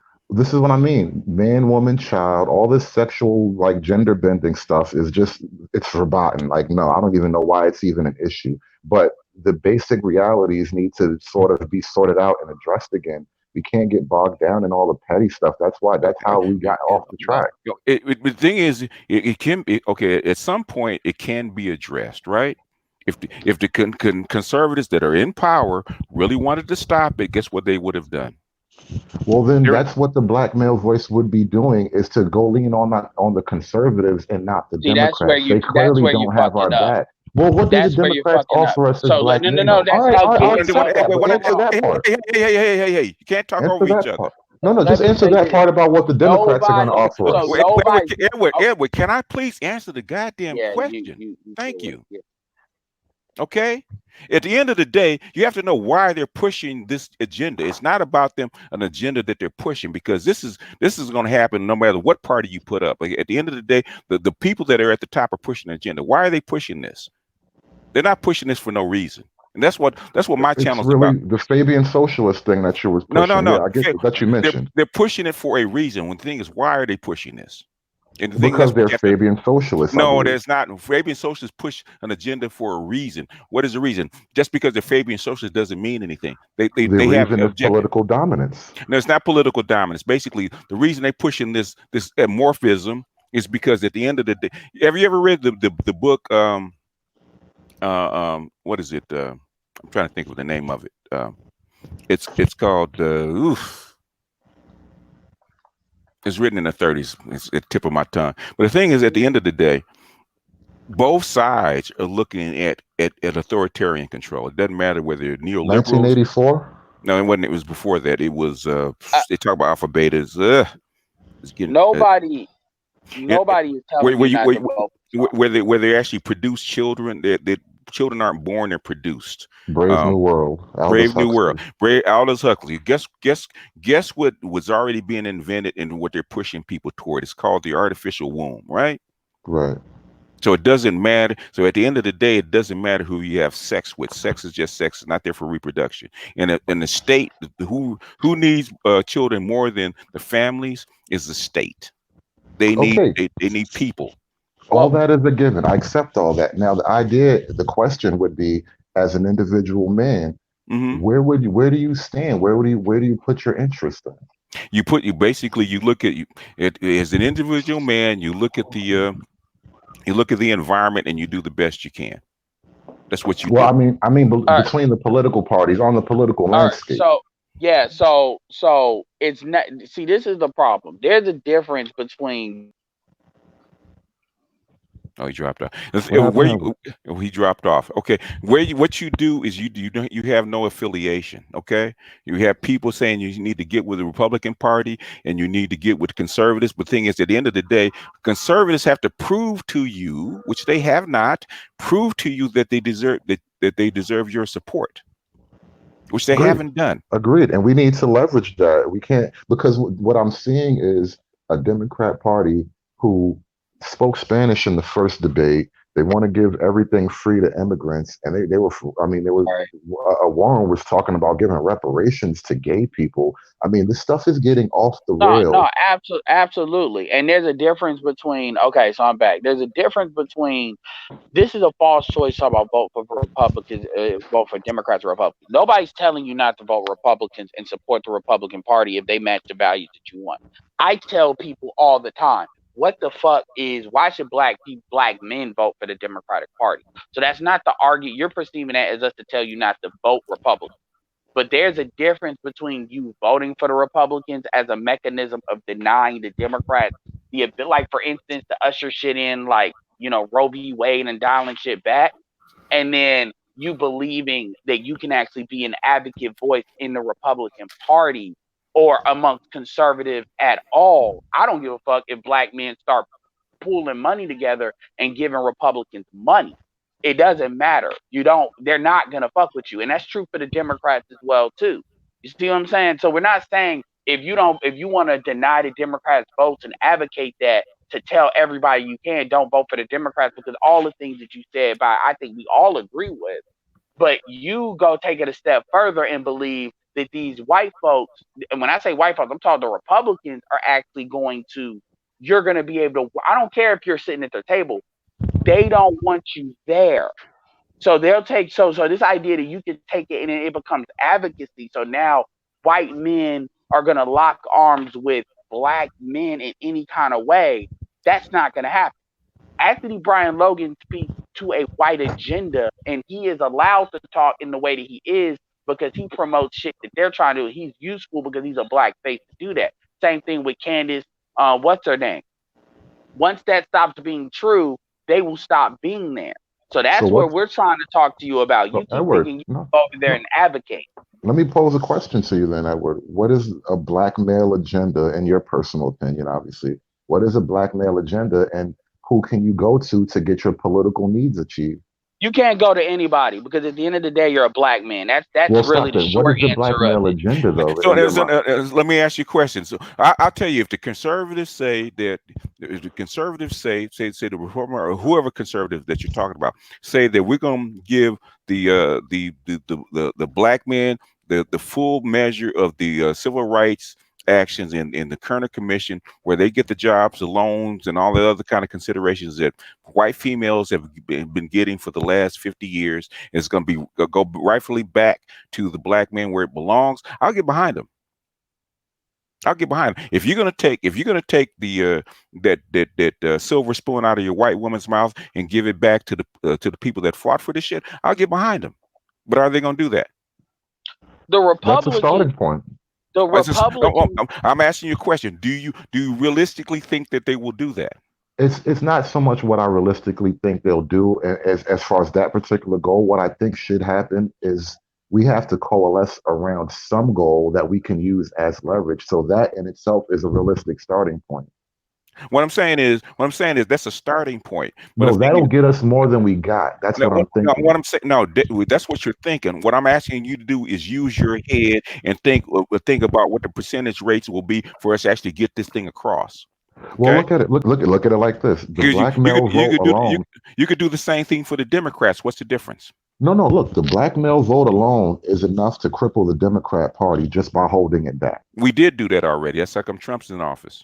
Right. Yeah, so, I mean, but that is it. But so what? How does that? So what do we want with our vote? And then we have to ask. So we crippled the Democrats. Trump got in office. What did we get? We got a Trump economy. We got a Trump. I mean, what did we get? What did black men get? Yeah, there's nothing really specific to name. That's why I kind of said that, because like I get you. There's nothing specific to name as a black man. But what do we ask for? We boycotted Trump, basically. We boycotted. Every black man that went to visit Trump, the black community called him a coon. But let's be honest, and I'm gonna say this, David. Here's the thing, because a lot of this argument is pointless. Because in my personal opinion, the way the Democrats are, because Democrats are not just fucking over black people, they fucked over the white middle class as well, because they replaced the union money with tax money. So understand. Right. So the point is, Roe v. Wade is gonna eventually get dialed back. Ruth Bader Ginsburg is 87 years old, and she's already having issues. So when they flip her, game over. We'll see what they do with the gay stuff. I don't know. They may let that go because because they care about white children. That's why the Roe v. Wade thing is going to get dialed back. Black children are part of that too. Well, white people don't give a fuck about that. Edward, you're gonna have to slow it down, have some pauses so they can respond. Right. You can't do a 5-minute diatribe, okay? As far as I'll understand, as far as black children, white people want as little black children to be born as possible. It doesn't matter what party you go to. That is a fact. So the more men go gay, the more women it abort. The Roe v. Wade is being dialed back because of the white problem. This is what I don't get about. They're not trying to force black men gay. What they're trying to do is use black men as an image, so that more white men will actually be acceptable to come out. Because if the most masculine dude in the society, which happens to be black men, it can be brought down to that level, then it's okay for the little sissy white boys to come out.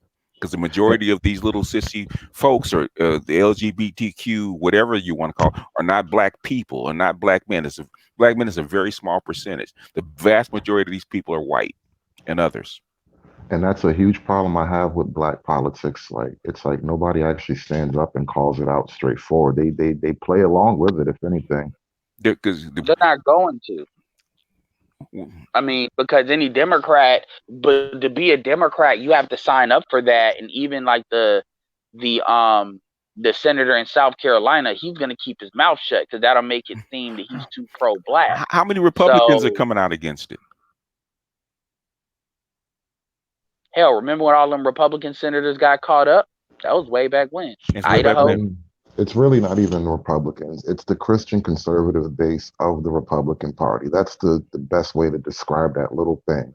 It's Mhm. not the Republicans, because most of them are like corporate level. They could care less about the smaller on the ground issues. Yeah, what they do the same thing in the black community, Yeah, really. because the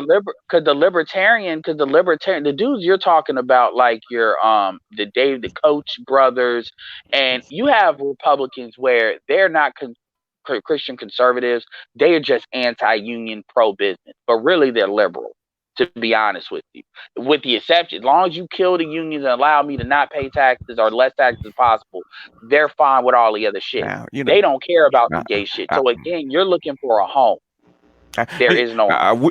you know what? I wish that we could end this liberal conservative shit, man, and go ahead and let the conservatives do what they do 100%, and just sit back and watch. Because at the end of the day, they're not going to do anything different than the other side will. The agenda is the agenda. And Yeah, I think you're gonna get that. if you really want a real conservative, uh, because the America is really not a conservative country as much as we like to think that it is. It's not conservative, and No, not at all. gay and LGBTQ, it has nothing to do with being conservative. If you want to see an authoritarian state, you look at China, you look at Russia, you look at Germany. Okay, they're more authoritarian. Look at Japan.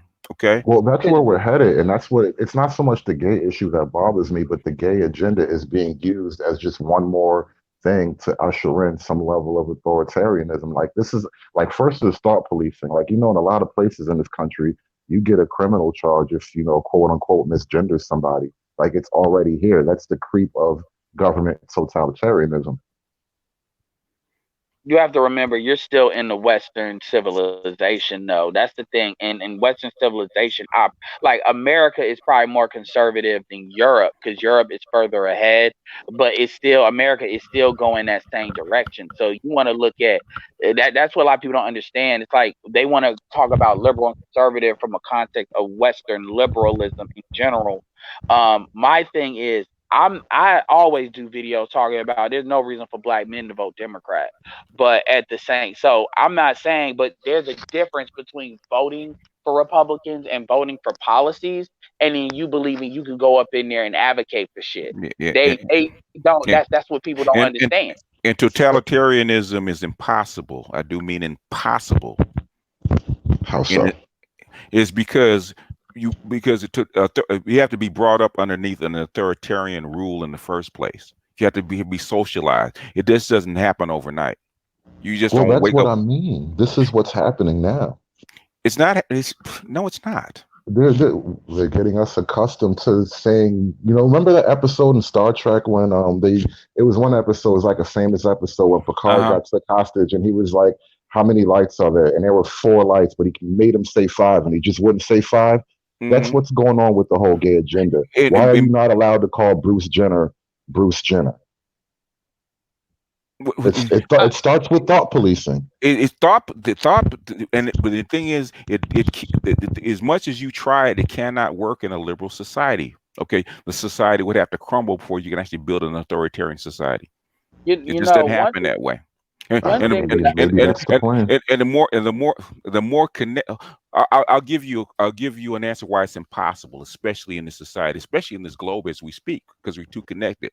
You have an authoritarian society called South Korea, right? no, Highly North authoritarian. Korea. South Korea. South Korea. All right. Okay. I'm following. Highly authoritarian, whether you think so or not. Highly authoritarian. Guess what they're struggling under? Feminism. Beginning of feminism. That's why their birth rate has dropped. Okay. In other words, at the end of the day, your people, the only way you're going to get authoritarianism if your people accept it. Okay. Well, aren't you I also mean, look at saying the that Arab Spring. feminism is a tool of authoritarianism No, it's then? not. It's a product of your environment. Feminism will rise according to your infrastructure. When women no longer need you to survive, you're going to get feminism or some brand of it.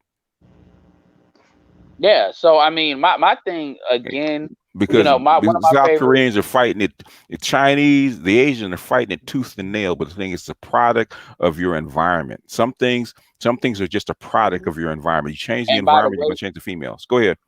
Asians date out more than any Asian females that In are here, in the by United States, percentage. in the Yeah, United they States. they get the opportunity. They're gonna pick the best choice. You know, and that's another thing that they'll do on the low, if they get into situations where they can do it, which is kind of the same thing white women do in a way, because that's a form of that feminism too. They don't like. But here's the thing: one of my favorite documentaries is Divorce Court, and that's mainly white men in that documentary. It's pretty much all white men in that documentary. So what I want you to understand, David, is white men will slit their fucking wrist for white supremacy, even though it, like, for instance, when you look at black men are not a large. Let's keep this all the way let's real. keep let's keep it on one.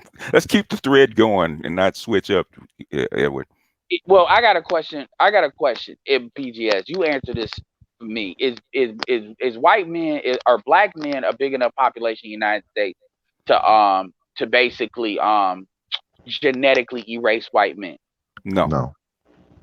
Okay, we all agree on that. So Yes. my point is that black men should not be a sexual threat. I'm not. I get logically, if you look at the situation that white men are facing, most white men, because most white men are not in the top 10%, and most white men are definitely not in the top 1%, are facing the benefits of them linking arms with black men for political expediency should not outweigh any risk of them being erased under white supremacy, because black men are not a big enough population to even do that.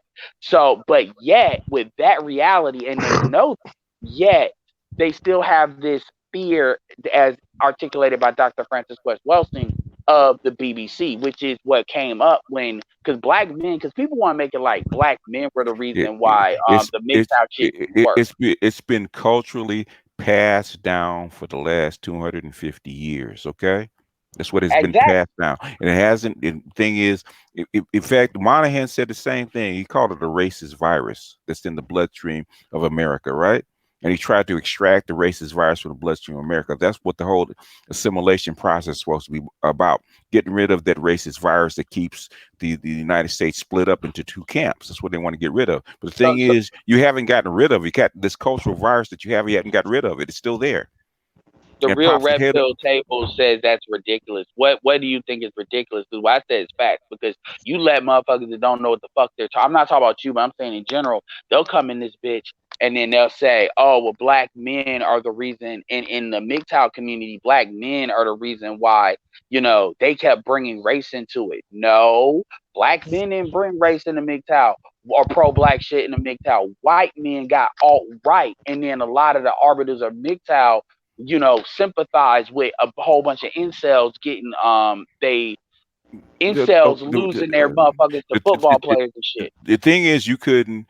The thing that there's particular needs as a black man that black men go through, right? Because I was in the MGTOW community. I was a content creator over there, all right, for a couple years.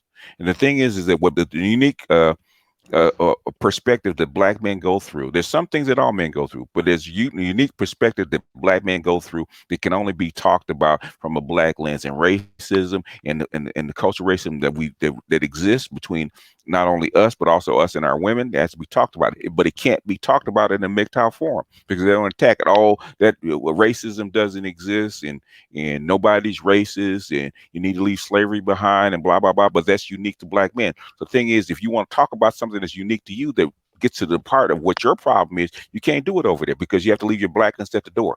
If you And want to be on a even MGTOW, you got to leave your blackness at the door. and even if you did, the point is you still got motherfuckers over there that's gonna still talk that, well, fuck the nigger cock because Not the really. white, Not you can't control the white bitch. not really, because if basically, if you talk generically, then they probably wouldn't attack you, even because Coach Greg Adams, he's over the MGTOW community. Oh my God, I was just thinking about that, man. He has a big white audience, does he not? Yes.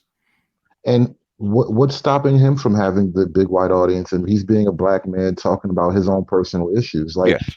I think we do kind of get a little bit too hung up, like navel gazing about the race issue. Like it stings, it bothers us, it hurts our feelings, but other people don't give a fuck, and we Uh, they, gotta we gotta they, accept that shit they, sometime and they, just make our case on something bigger than our well, own they don't. personal feelings and The, race. the thing is, but okay, David, but we can't get to the bottom of what the core of what's wrong with us as black men and our families and the women and the group of women that we deal with. We don't talk about race. You can't talk about it over Yeah, there. you, And you Real red and and pill and and, table. and Greg Adams, Coach Greg Adams specifically, he knows this. If I talk to him behind the scenes, he would tell you I can't talk about that kind of stuff specifically about black men that specific to us over there on the MGTOW channel. David, I was a content creator over there. I know what I'm talking about. can't, but you can't. Here's the thing about the whole MGTOW thing with the race thing. You can't. It is impossible for a black man to live in this country and not talk about race. It's impossible. You can't. It cannot be done. That's why whenever you see individuals who do that for the purpose, they do it for one purpose. They do it because they understand they're not going to get a larger audience if they don't do that. But it's kind of pissing in the wind when you do that, because you're never going to really get to the core of what the issue is when it comes to black men. You're never going to get to the core of it, which is why you had to have a separation of the white manosphere and the black manosphere, or white MGTOW and black MGTOW, because when you're over there in that space, you can never bring up. I mean, as soon as you start talking about the issues, you're going to get to a stopping point, because at some point race is going to come into it. Yeah. And the white guys are not going to want to hear it.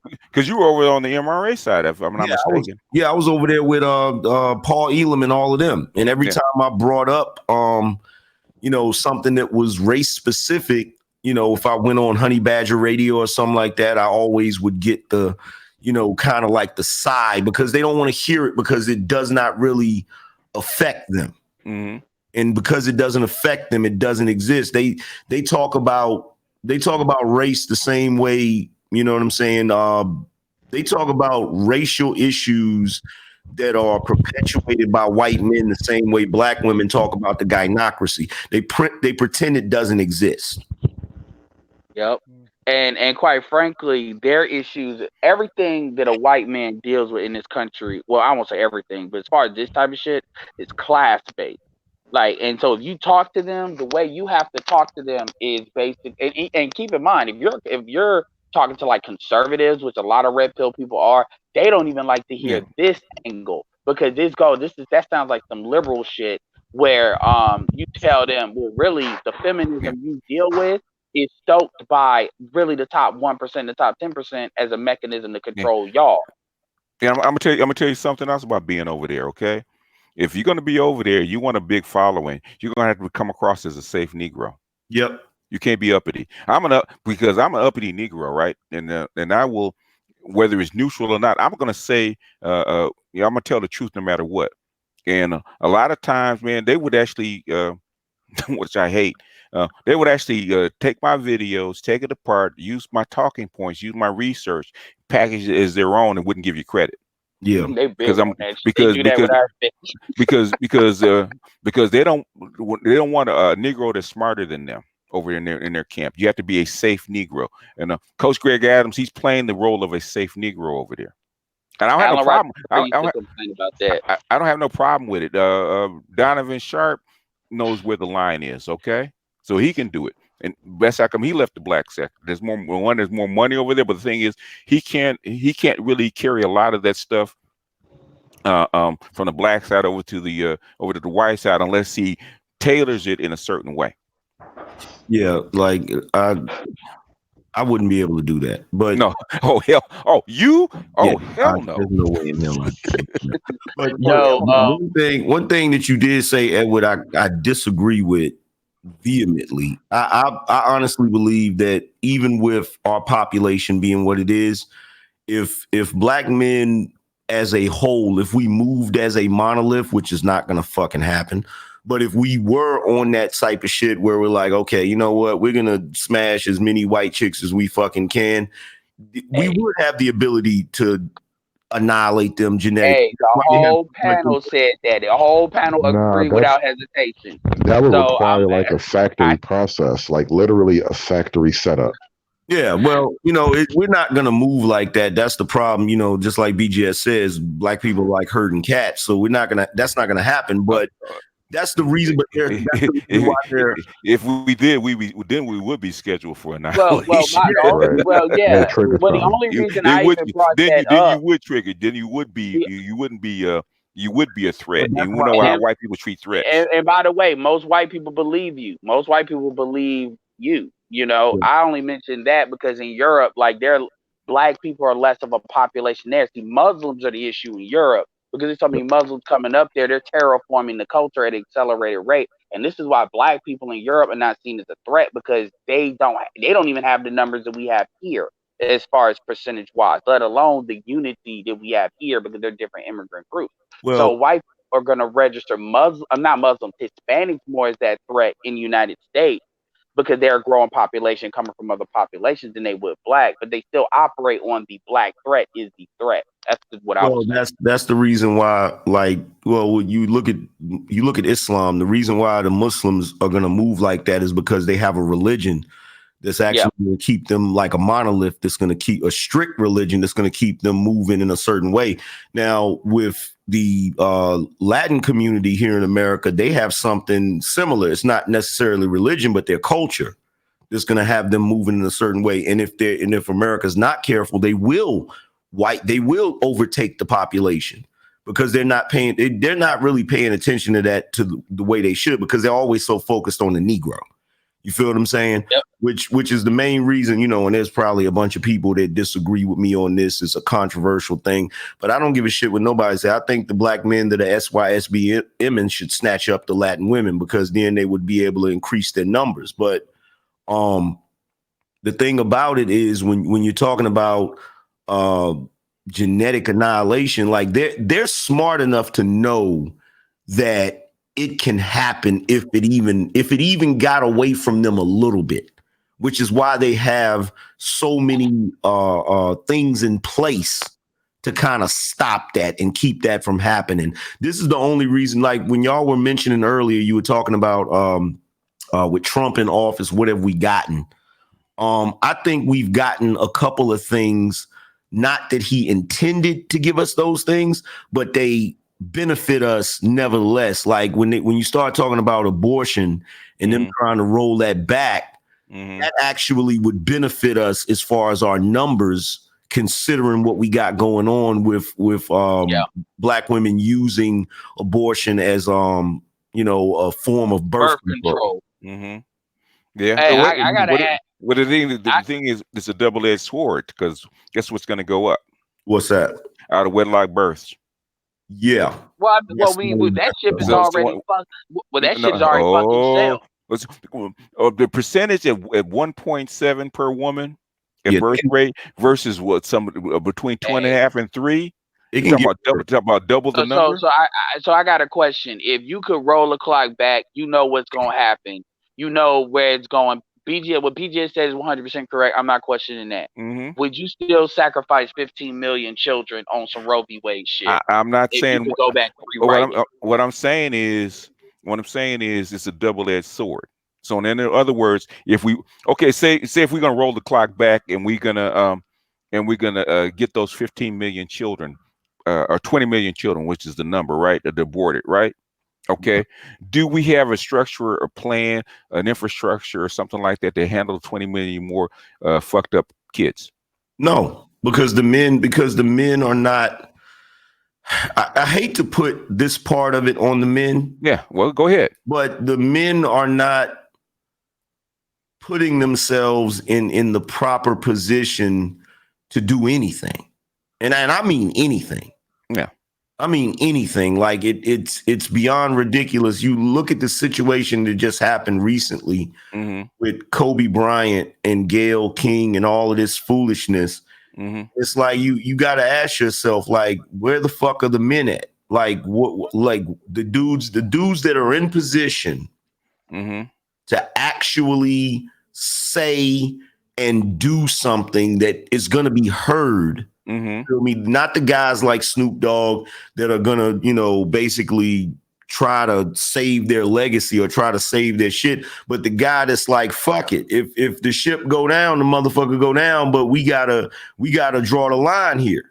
Well, the thing is, the line has been drawn. The thing is, going forward, now Snoop may have backed down and it had to bend the knee, like Robert the Bruce had to get, martyred or whatever it is. Is Snoop just a sacrifice or is he a martyr? In other words, going forward, are we going to remember this and act accordingly? But see, that's my thing. And see, that's the question that popped up in my head, BGS, when he bent the knee. I'm asking myself, okay, him doing what he did and the backlash that came from, everybody disparaging Kobe the way they did, that served to galvanize the men in a way I haven't really seen in a long freaking time. And it's like, okay, Snoop bending the knee, did it nullify it?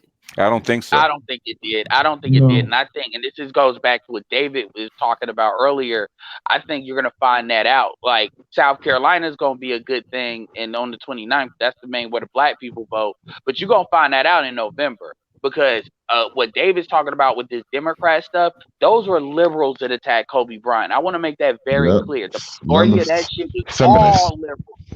All liberals did that. And black dudes that want to play the liberal game, Michael Eric Dyson, Martin Lamont Hill.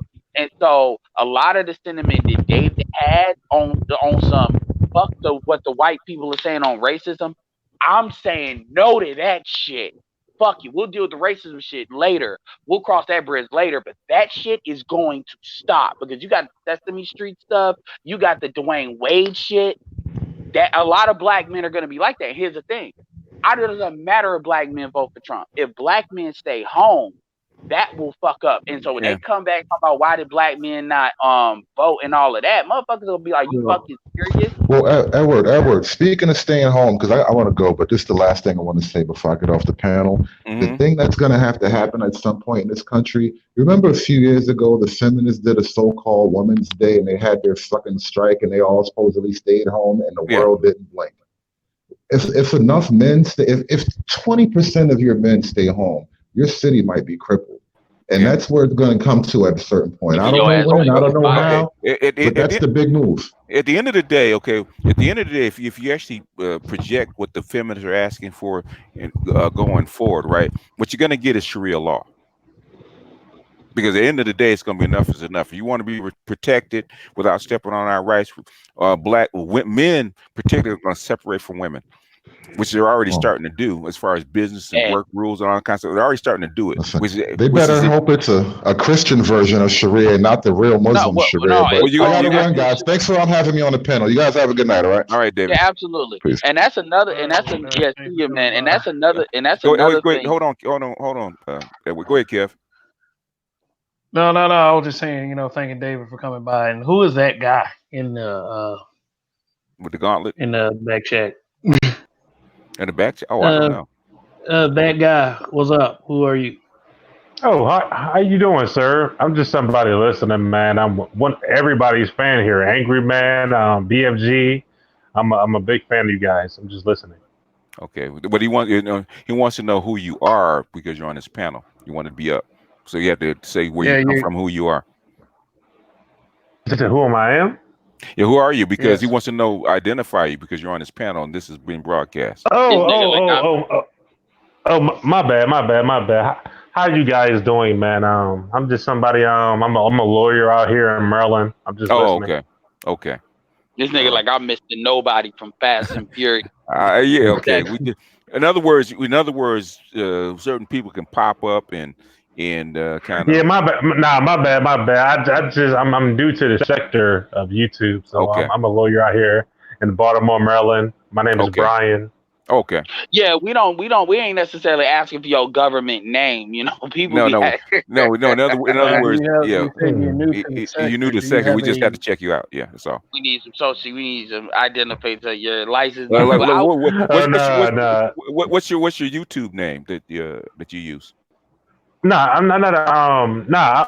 I don't have a YouTube page. I No. just like I caught you guys the other day. I think you were talking about one stream. You were talking about in California how a lot of the Spanish women are gravitating towards the Oh, black yeah, yeah, men. yeah. And Uh-huh. I was reading with you because my brother, he lives in California. He lives in Malibu, and Hmm. my cousin, he lives in San Diego, and they Well, lucky both them. have Lucky his them. girlfriend's from his girlfriend's from what the thing she from Colombia, and his Hmm. other girlfriend, my brother girlfriend's from Mexico, Okay. Tijuana. Okay. Yeah. Yeah. Malibu and San Diego. Lucky them.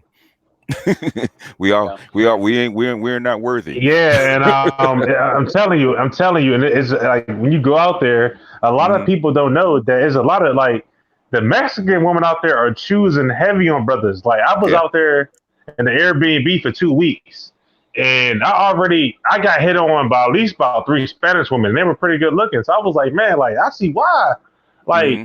I see why a lot of these black women out here are jealous because you Yeah. you, you got an attitude, you're big, you're not how Mrs. Jab say, you look like a transsexual. I mean, I don't know if you can say this on Uh, here, but Even the good look, yeah, even the good looking women. Okay, they have. I'll say this, and we can get back to what we're talking about. I'll say this. Black, and Angry Maker, you can actually jump in on this if you want to.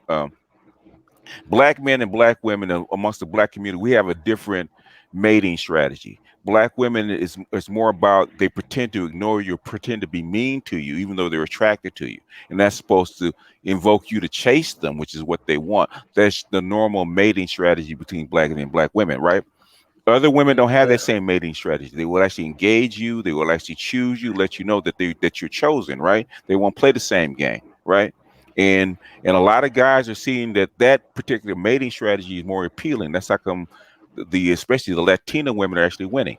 Yeah, because Uh, the men are sick of it. You even got Maya, who's a celebrity, Mm-hmm. who's pretty, Mm-hmm. a marrying fucking herself. ghost. Like, she married herself. yeah, She did it for a music video. That's from what I hear. she claimed that's what she did it for, but we know why she did it. We know. Why is somebody like Maya, who's beautiful and famous and all that kind of stuff, who's not being chosen, man, or not being I'm or not Maybe she being? has a darker side. Yeah, she must have a darker side. Because she's got well. that sickness. She's got the same look. I'm telling y'all right now, Okay. it Hmm. does not matter what type of black woman it is. It doesn't matter if it's one of these huge wildebeest, freaking Gabrielle Bay type chicks, or if it's these little tiny, slim, beautiful Maya type chicks. They all suffer from the same sickness. It's part of what you just said, BGS, with this whole let me act like I can't stand black men and treat them like shit Hmm. and then still expect them to want to be with the person. You feel what I'm saying? Like Yeah. they all suffer from that cultural sickness Yeah. that black men have just gotten to the point where they're just like, you know what, enough is enough. Because black men have been sick of it. Yeah. Been But the thing we just used to that has been part of the game, we part of used the to game that we had to play.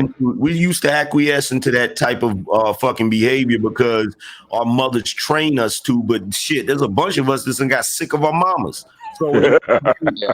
know what I'm saying? We're Uh, not gonna keep falling for that crap. Yeah. well, to But roll to go ahead and because actually we derailing the subject. Go ahead, Edward. no, Go ahead, but finish. to roll that back into the other thing that was being talked about as well with the voting thing. One thing that a lot of these females, a lot of times women, black women gotta stop living vicariously through like Oprah, Gayle, and other bourgeoisie 92 women because 92 women only give a fuck about other 92 women. And the reality of the situation is not as many 92 women like true 92s as black women like to act like there is as far as the percentage of the population. So they're gonna be in their own lane. And if black men start really rattling the cage like SYSBM and the voting thing, then it's gonna be the normal like 90% of all other black women is going to pay the consequences for that. And you're starting to see more and more black women start to kind of low key recognize that. But that's really what's going on, because that's what doesn't get said. So when you see situations like that Snoop Dogg situation, and you see how he got punked, a lot of these motherfuckers, when these white liberal females and these black women come back, the same chick that was telling motherfuckers to vote for Kamala Harris, and then she got blown out of the water, start talking about you need to vote for Hillary Clinton and Bloomberg, or you need to do this. They're gonna be like, "Fuck you and that party." I don't give a fuck if some, yeah, they gonna. I don't give unless that white man talk about bringing up rape, bringing up slavery back in the Republican Party. I'm not voting for shit. I'm staying my ass home. It's gonna be on some Corey Holcomb shit. But voting is some sucker ass shit. Fuck that shit. If Bloomberg is the Democratic candidate, I'm voting for Trump. On everything I love, I'm going to vote for fucking Trump. If Bloomberg is the fucking candidate for the Democrats, I'm voting for Trump. I'm going to do it. That means they don't care. They don't care about the black vote. Yeah. Oh yeah. I mean, North Carolina. If they put Bloomberg up there, they definitely don't care about the fucking black vote. I'm not. Look, let me tell you something. There's 3 names that if either one of those names popped up as a Democratic candidate, Bloomberg, Giuliani, shit, Pataki, I'm voting for the Republicans. Don't give a fuck. I mean, even when you look at Klobuchar, like, you got people that they ain't never even had to ask for black people to vote. They come from white states. I mean, at the end of the day, and what kills me about this, we think it's strategically. I'm like, you white feminists, I've brought this up. I said, do y'all not understand how old Ruth Bader Ginsburg is? She is 80. She will be 87 in March 13th. She already got broken ribs. I guess y'all praying she got Jimmy Carter genes. Because if she dies and Trump is still in there, y'all are fucked. Especially if the Republicans really, if this. What happened? You went out. Yeah, you dropped off there. Can I add to the topic? Okay, well, can I add to the topic? Go ahead. Okay, well, I'm like I said, I'm in Baltimore. I'm a lawyer. It's only 14 of us black lawyers in my firm right now, and particularly 14 of you 14 black lawyers is a lot. Yeah, that's a lot. Yeah. How many total lawyers? No. But this is a bit. Well, okay, well, if you know the DMV, okay, you got DC. Oh yeah. You got Maryland. You got Virginia. Okay. So it's the company's pretty big. It's only just 14. I mean, how many lawyers total in say in the okay, give an estimate. They don't have to say exactly. 75. Well, that's pretty. That's a lot though, really, for black lawyers. Black men? Yeah. How many are black men? 14%. It's only 14 of us. It's 14. That's about 14 right. of us. That's about right. So they ain't mostly black women. No, he says 75 lawyers to 14 are black. That's about right. That's about normal for the representation of the population, isn't it? Yeah, it's about right. I mean, he said because Baltimore is like a black zone. Now, if you said it's like 7,500, then I said okay, that's way out of balance. But if this no, it's 75 lawyers, and they're predominantly white, and I'm Jewish. Yeah, and it's crazy because the predominantly black lawyers, they date interracial, and they're Republican. They're Republican. They do. Yeah. They're Republican. Yeah. And we have 5 black female lawyers here, and they constantly hate. Like, it's crazy because I feel like I get way more just problems with the black female lawyers. Yeah. Like, they hate on us hard. And like, I feel like I feel like they're bed wenches, to be honest. Well, bed wenches, do they date out the black females? They're single. Valentine. We had a big Valentine's Day party at my firm. Sir, are they attractive? So they don't date. So he's saying they don't date. They're attractive, but they're just too when you talk to them. If you're thinking black man, if you talk to them, you can tell yourself that I can't talk to her. She tries to be better. Do they she's too in competition from any of the other lawyers? Do they get attention from any other lawyers? Like, it's terrible how much competition there are with you. Like, everything competition with them. Yeah, they're in competition. Go ahead, Edward. Do they get attention from any of the non-black lawyers? I don't think you can hear us. Can you Hello? hear us? Oh, that's what that is. Can you hear us? You're gonna have to leave and come back. He can't hear us. You have to. I don't give a fuck. Toronto Burke found a man. You can too. No excuses. What? Colorism's dead. Yeah. That's why I was saying that they weren't Right. married. But I'm saying were the women dating, and if they were dating, who were they dating? But I'm Well, you saying know, as far as 14 black lawyers among 75, that's yeah, about and right. non-black men, yeah, you need to be thankful. That's You about need right. count your blessings. But I will say this too. You already know what it is. Them chicks think they too good for everybody else. They think they too good for everybody else, and then them white dudes ain't probably. I mean, maybe they giving them attention, but they know they ain't serious. Maybe they are black, but they can't find. This is what black women feel like, and we all know this. I don't even know what the fuck I'm saying. Black women think because we on the same level that oh well, we're a lawyer and I'm a lawyer, so you're supposed to be sexually attracted to the fact that I'm a lawyer, bitch. Go look at Insecure. I want a Tasha because at least she can listen. And she want to be upperly mobile. What the fuck you gonna do? Well, nigga, what you gonna do? Exactly. That's why ain't nobody fucking with you. That's why you alone. And And what he's saying is not necessarily they were they're competing against them because they're dating out or whatever.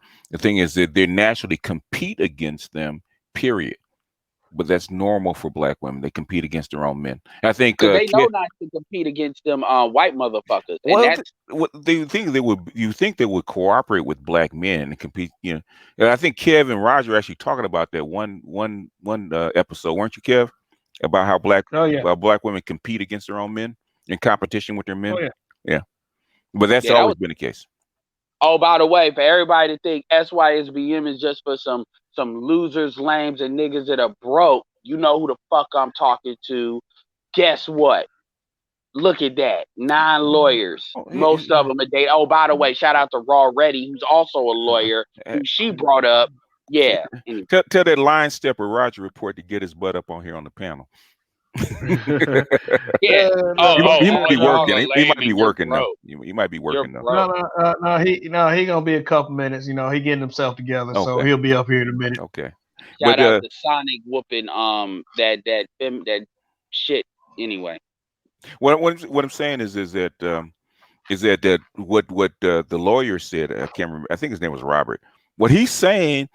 The thing is that every time a brother comes on that is upperly mobile, that is the quintessential 92 making money, the professional guy, they're saying exactly the same thing that say a street dude, no offense, angry man, is saying. It don't matter. The experience is the same. Should have pointed him to Kevin Samuels. It doesn't matter. It don't matter. Don't matter. It's the same shit. Yeah. No. Yeah. To speak to what Angry Man was saying too, because he disagreed with what I said.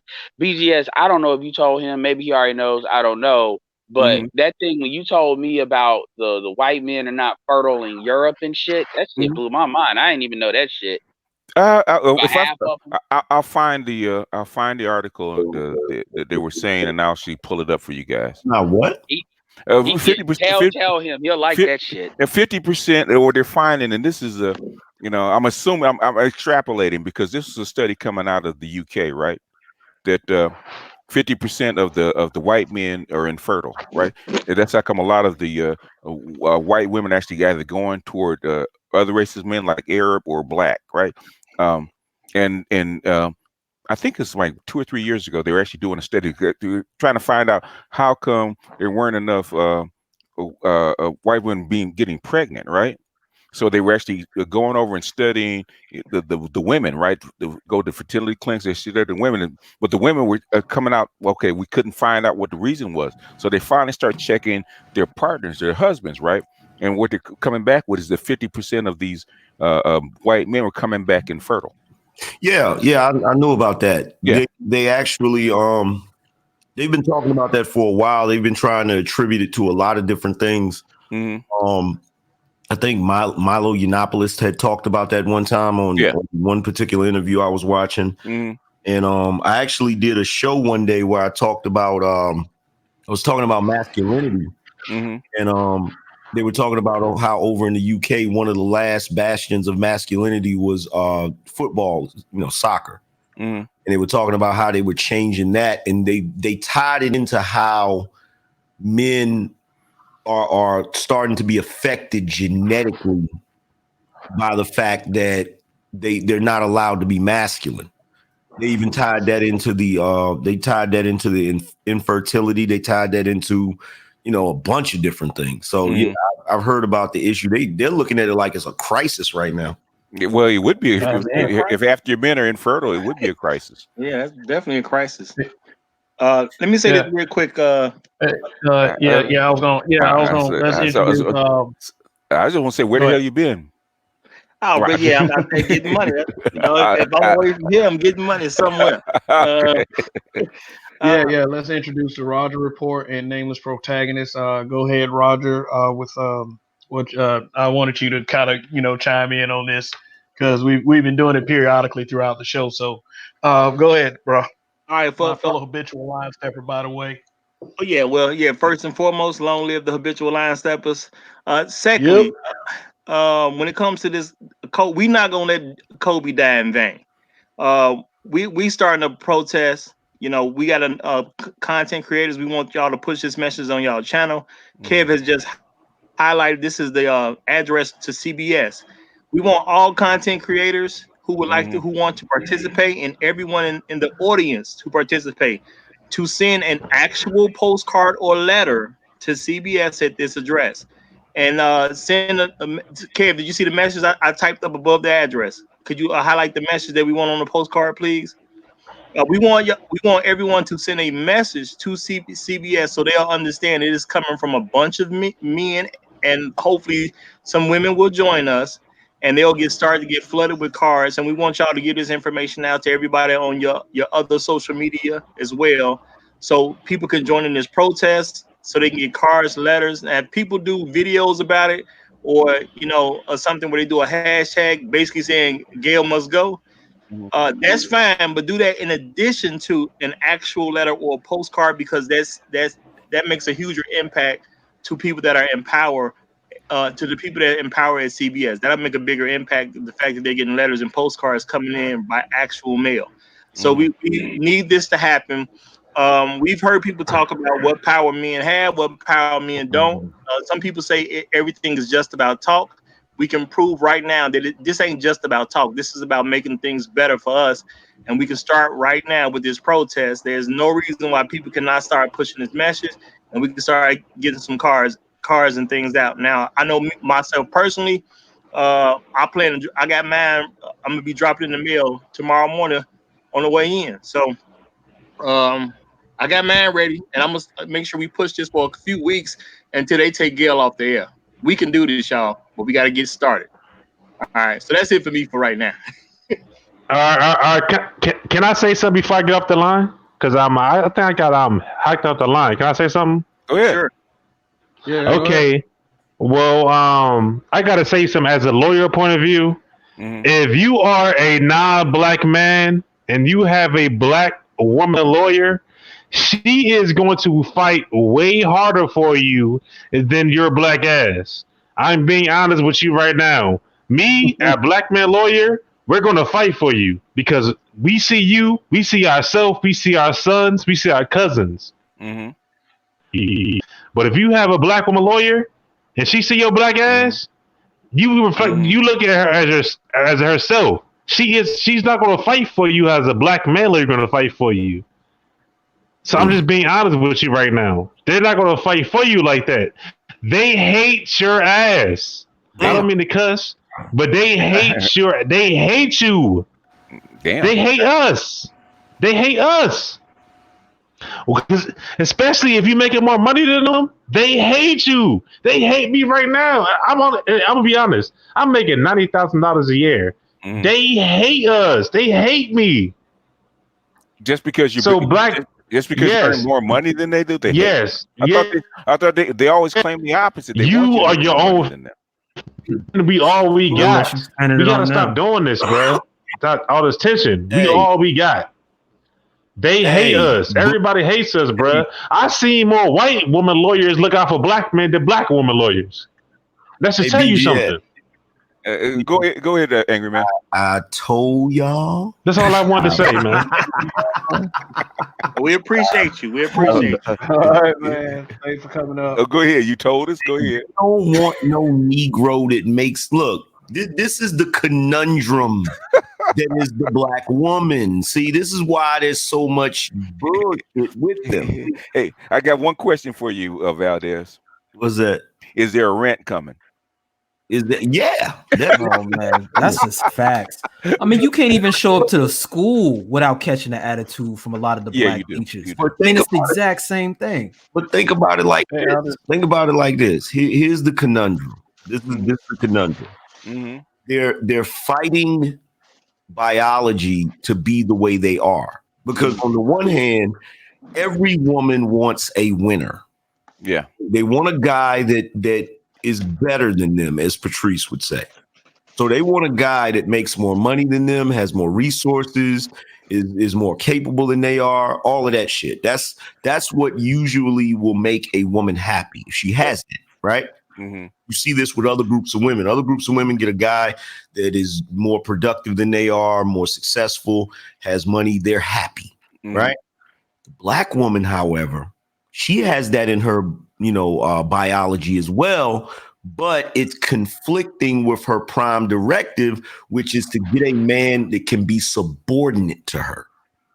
See, it's impossible for a guy to be subordinate to a woman if he makes more money and he's more productive and he's, he has more resources. Mm-hmm. But see, what it is they still want that. They still want a guy that is beneath them, which is why their relationships don't work. They'll go out here and they'll get a fucking homosexual or, a non-productive guy that's, not making as much as them.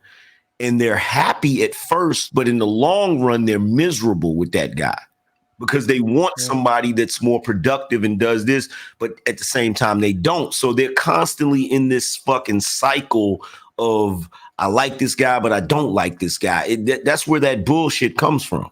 So do you think that's where Zaddy fits in? Well, let me interject one thing, because I think Angry Man is absolutely right, except for one thing. Okay. Black women want exactly what you said. They want a more of an alpha male. They just want that dude to be white. That's what I just said, Zaddy. That's what I said, Zaddy. So you see the behavior doing 180. Hold on, don't skip past that point. Here's the thing. Hold on. Don't skip past that point. Say it again.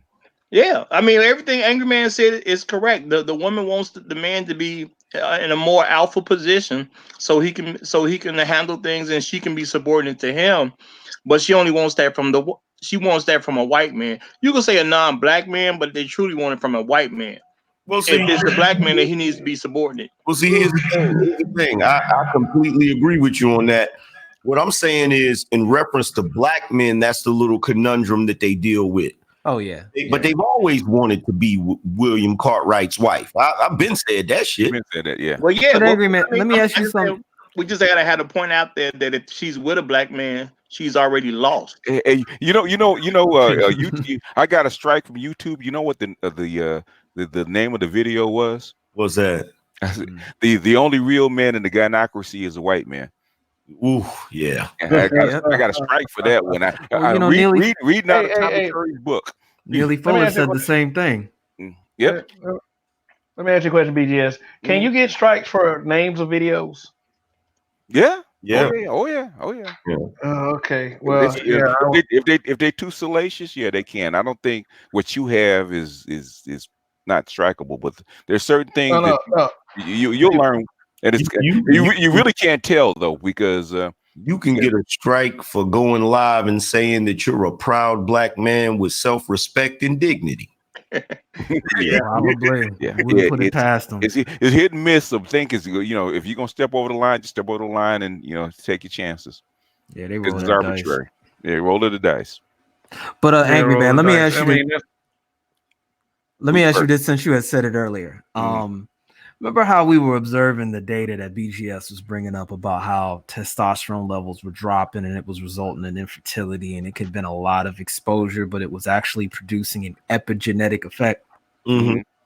So what's stopping, given the literal breeding scenario? A lot of ABMs likely endured, right? Mm-hmm.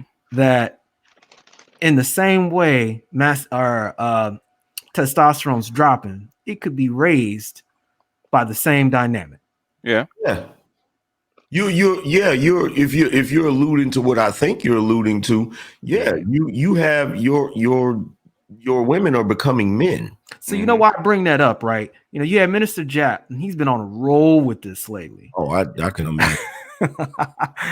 You know what he's been saying, right? Yeah, I know what he's been saying. So this is what made me think of that when you mentioned the info BGS was dropping again.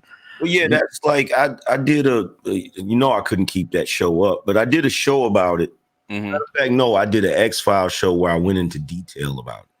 Oh, okay. Where I broke down how scientifically they actually did a study where, because I saw it in an article where they were saying that women who become, now this is not black women, this is just any women. Any woman, yeah. That were CEOs or in positions of power started to produce more testosterone. Yeah. To protect her system, because the stresses that she under, testosterone actually protects you from those kind of stresses. So they have, because so their body will respond. Yeah, cortisone levels, all that kind of stuff. But so naturally your body will actually compensate for your environment. Yeah. So basically, and it's worse than we actually thought, because I found a study that said the woman doesn't even have to be in a position of power. All she has to do is pretend she is. And then the body will start producing more testosterone to compensate. And of course, the side effects of more testosterone. So I went sex drive go up. Yep. Yeah, I went down the list of all of the things that will happen if women have too much testosterone. You have hair loss. You have starting to have facial hair. You have deeper voice. You have abnormal cycle. Like there was a bunch of things that was on there that you can literally see being displayed in a lot of black women today. Yeah, because I asked, you know what? Let me say this. Because female athletes go to it too. Yeah, go ahead. Yeah, let me say this. That's like that. What that sounds like, Angry Man just explained, is like the true definition of toxic masculinity. And I've said this in the past. Masculinity is only toxic to women. Yeah. But see, yes, I mean, it affects their behavior. It affects the way they look. I mean, it affects the way you look at them. I mean, it's some ugly stuff for women. Like, masculinity is for men. I'm a firm believer in that. But see, you got to ask yourself this question, because this was the ultimate conclusion that I came to. How long let's say for argument's sake, you have women that let's say you have women that all of a sudden decide to take on the male role. And they start producing these side effects.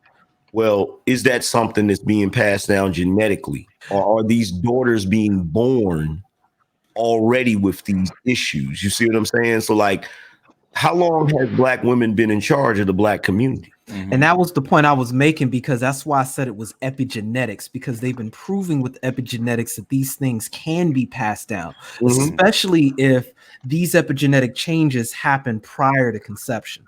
Yeah. So if you've got a constant environment where all of that's going crazy in a position of stress and, low-key third world conditions, at least mentally, right? This is how these pathologies, if you want to call them that, get passed on. But this has been proven even with us being in these baby farm environments, right? Like that's how a lot of our physical characteristics got selectively bred for, because that's what they were being chosen for on the auction block. Yeah. Well, I think that's the reason that I like to say it like this, because I know black women care about their image, and that's why I keep insisting that black women are trying to be the man of the relationship. I wish people would kind of pick up on that, because they need to know we see them trying to be the man of the relationship. And if it really hits their psyche that they're trying to be men, because it ain't hit their psyche yet, maybe they'll start to have some type of adjustment to the fact that everybody's looking at them as a man, because they basically men in dresses when it has hit their psyche. The thing is, and they're proud of it that they do that. What they want is for the rest of the world not to believe it. Now, you know what? I think they're proud of the power, but I don't think they come to tune with the image we're looking at them as men. I'll tell you what it is. This is what it is. You got to realize something, because you alluded to it earlier. When we talk about how they want masculine men, but they want them to be white men, you have to understand that Understand why they think that way. They think that way because just like BGS broke down when they first started bringing slaves here and breeding them, it was at first it was just the men, and then they brought women over here. The women were always meant to be. The women were never really your women. No, they're like a concubine class for the white women. You know what, Angry Man? I'm actually reading a book called the American Slave Trade, about the internal slave trade of America, where they bred the slaves and stuff like that. What you just said, he said that in his text. What you just said, yes, he did. Oh shit, I got to get that book. You know what else is interesting? And this is adding to the point. Not only there's another book I was reading because you suggested that, BGS. I'll get the name for it later. I think it's some about women. It goes into detail about how these women at the exact same time period would literally be the main ones in the auction houses buying slaves and then inheriting them along with the estates when these passed down. I know what I know what the name of the book. I know what you're talking about. Right. So they were explaining how there was even like this whole separate market for nannies, basically. Yep. And they were specifically breeding nannies to just basically produce, to wean them. And, if they had bread, they would literally grow up with these white women and be their handmaidens. Yeah, and the punishment, a black woman, a black female slave's punishment, if she didn't comply to being the concubine or the mistress or something like that, is actually go out to work with the men. That was their punishment. So you're beginning to see the paradigm that we're talking about, right? And black women never really wanted to go out working side by side with the men. That was always a punishment. So here's the thing with the whole their image. Black women don't give a fuck about their integrity, if that makes sense. They give a fuck about the image. They give a fuck about the image, but they only give a fuck about their ability to control what the image is. You understand what I'm saying? So they don't have a problem with being in charge in the family and in the relationship, because really, to be truthfully honest, they've only known to be ahead of you. They haven't known anything else. Going all the way back to slavery, they were always ahead of you. They don't view you in the light that we've believed they view us in. No, I agree with that. But see, this is my thing. When it comes to image, they're not even really concerned with how we view them, because we've been around in my whole lives. They understand this. They don't give a shit about that. No, they do care about how we talk about them, because they're concerned that how we talk about them will have an effect on the white man's view of them. So it's truly about how white men view them. That's why I say we as men need to start saying that they're trying to be the man of the relationship. Well, no, the thing is, they're not just. It's not just the view of. It's not. See, this is the thing. Black women are the same. Black women are the other side of the coin when it comes to white men. Everything that you see them doing is shit they learned from white men. Yep. Everything. So when you look at white men present themselves as an image, a certain image. And despite the fact that people have seen white men throughout history do certain atrocities and shit, they're going to do everything in their power to protect the image, but not because they give a fuck about what people think. They just give a fuck about history being painted a certain way in history. True. That's what black women do. Black women don't even understand why they do it, because they're just mimicking something that they got from white supremacy. Yep. So they give a fuck about their image, but if you look at them, they go about it the same way that white men do. So the same way that, you could say, you can get up on a panel or you get up on a show and you start having a conversation with a white guy and you start bringing up, raping and pillaging and racism and things of that nature, he's going to try to deflect away from that because he doesn't want to have that conversation. It's the same thing with black women. If you get up there and you start having a conversation about all the way they rape and pillage, Mm-hmm. You feel what I'm saying? They're gonna deflect away from that. They're gonna pretend that, oh well, I didn't do that, because right now there's a war going on, whether you know it or not, between black women and white men. There's a power struggle going on right now, as far as because right now you have white guys saying, okay, we're being victimized now because we're being blamed for everything, right? So you have these guys that are in this generation, and they're saying, look, you're trying to make us pay for the sins of our fathers. We're not.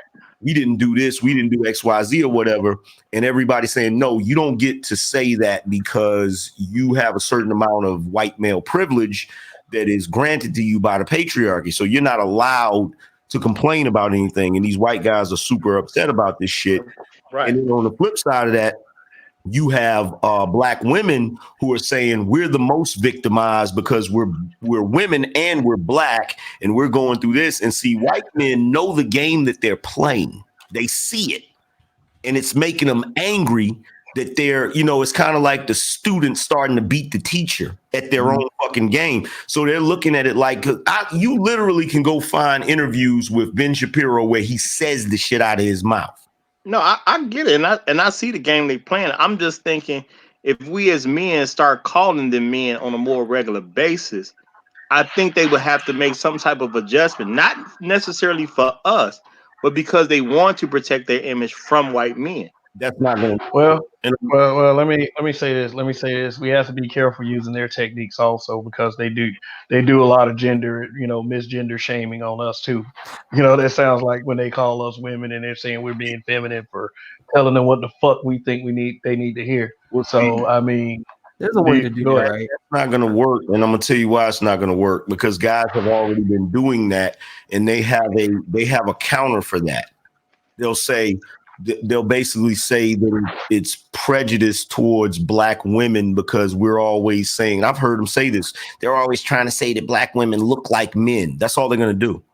They're gonna go. Yeah, like they'll bring up Serena. But you got to remember, in intersectionalism, and this is one of the main points I like that Tommy Curry brought up. He stated again that the black man specifically has a problem because he's given the misdemeanor of man, i.e. the association with patriarchy. So we already know there is no black male patriarchy here. So we end up taking that same debuff that white dudes get just because we have that man dynamic. So therefore, everything that gets tied to the marginalization of black men gets negated. And that's basically why we never get a voice in that same arena. So it's like, until we sit down and really address the fact that black men aren't even treated human, we're not even going to get anywhere with that point. Well, yeah, we really need to start.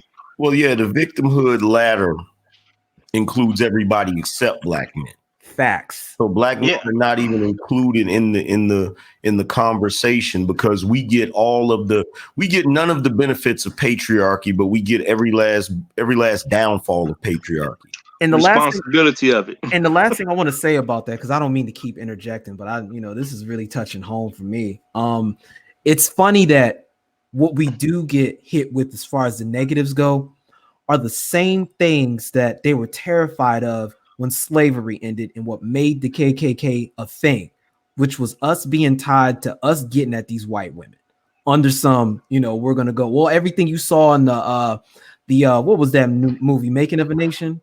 Birth of a Nation? Birth of a Nation. Yeah, that fever bullshit that we always get attached to, which is why this Me Too movement nonsense hits us disproportionately. Well, here's the thing with me when it comes to the whole concept of patriarchy. You have a lot of black scholars that talk about patriarchy in the light of, okay, look, black women need to stop being afraid of us having a patriarchy or even displaying. You have these intellectuals who try to talk about it from the standpoint of, look, black women, you shouldn't be scared of black men having a patriarchy or behaving like patriarchs because we don't have a patriarchy, which is true.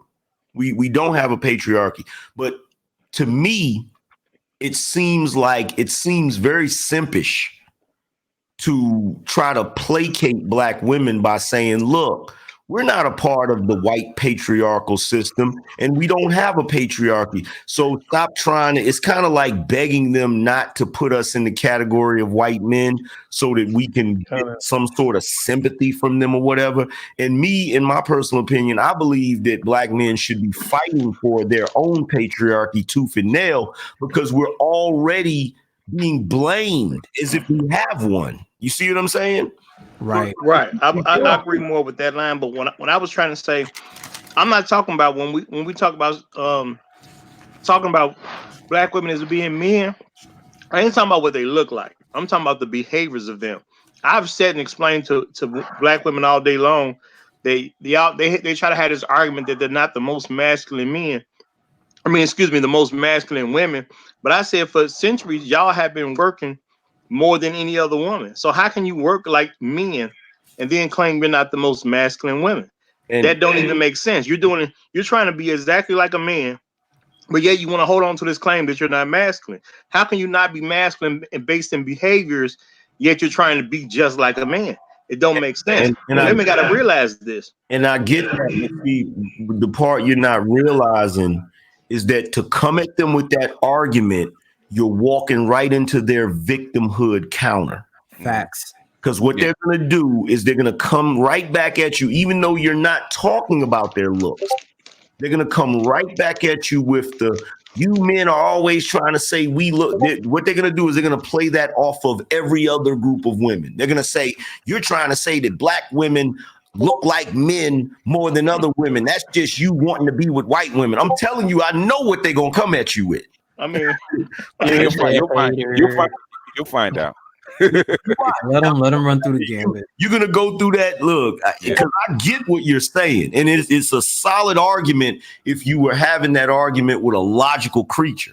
But when you go at that woman with that, see, the only way that you can truly defeat a woman with a logical argument is it has to be an argument that is so concise that they can't wiggle out of it. There's nowhere for them to go and shit.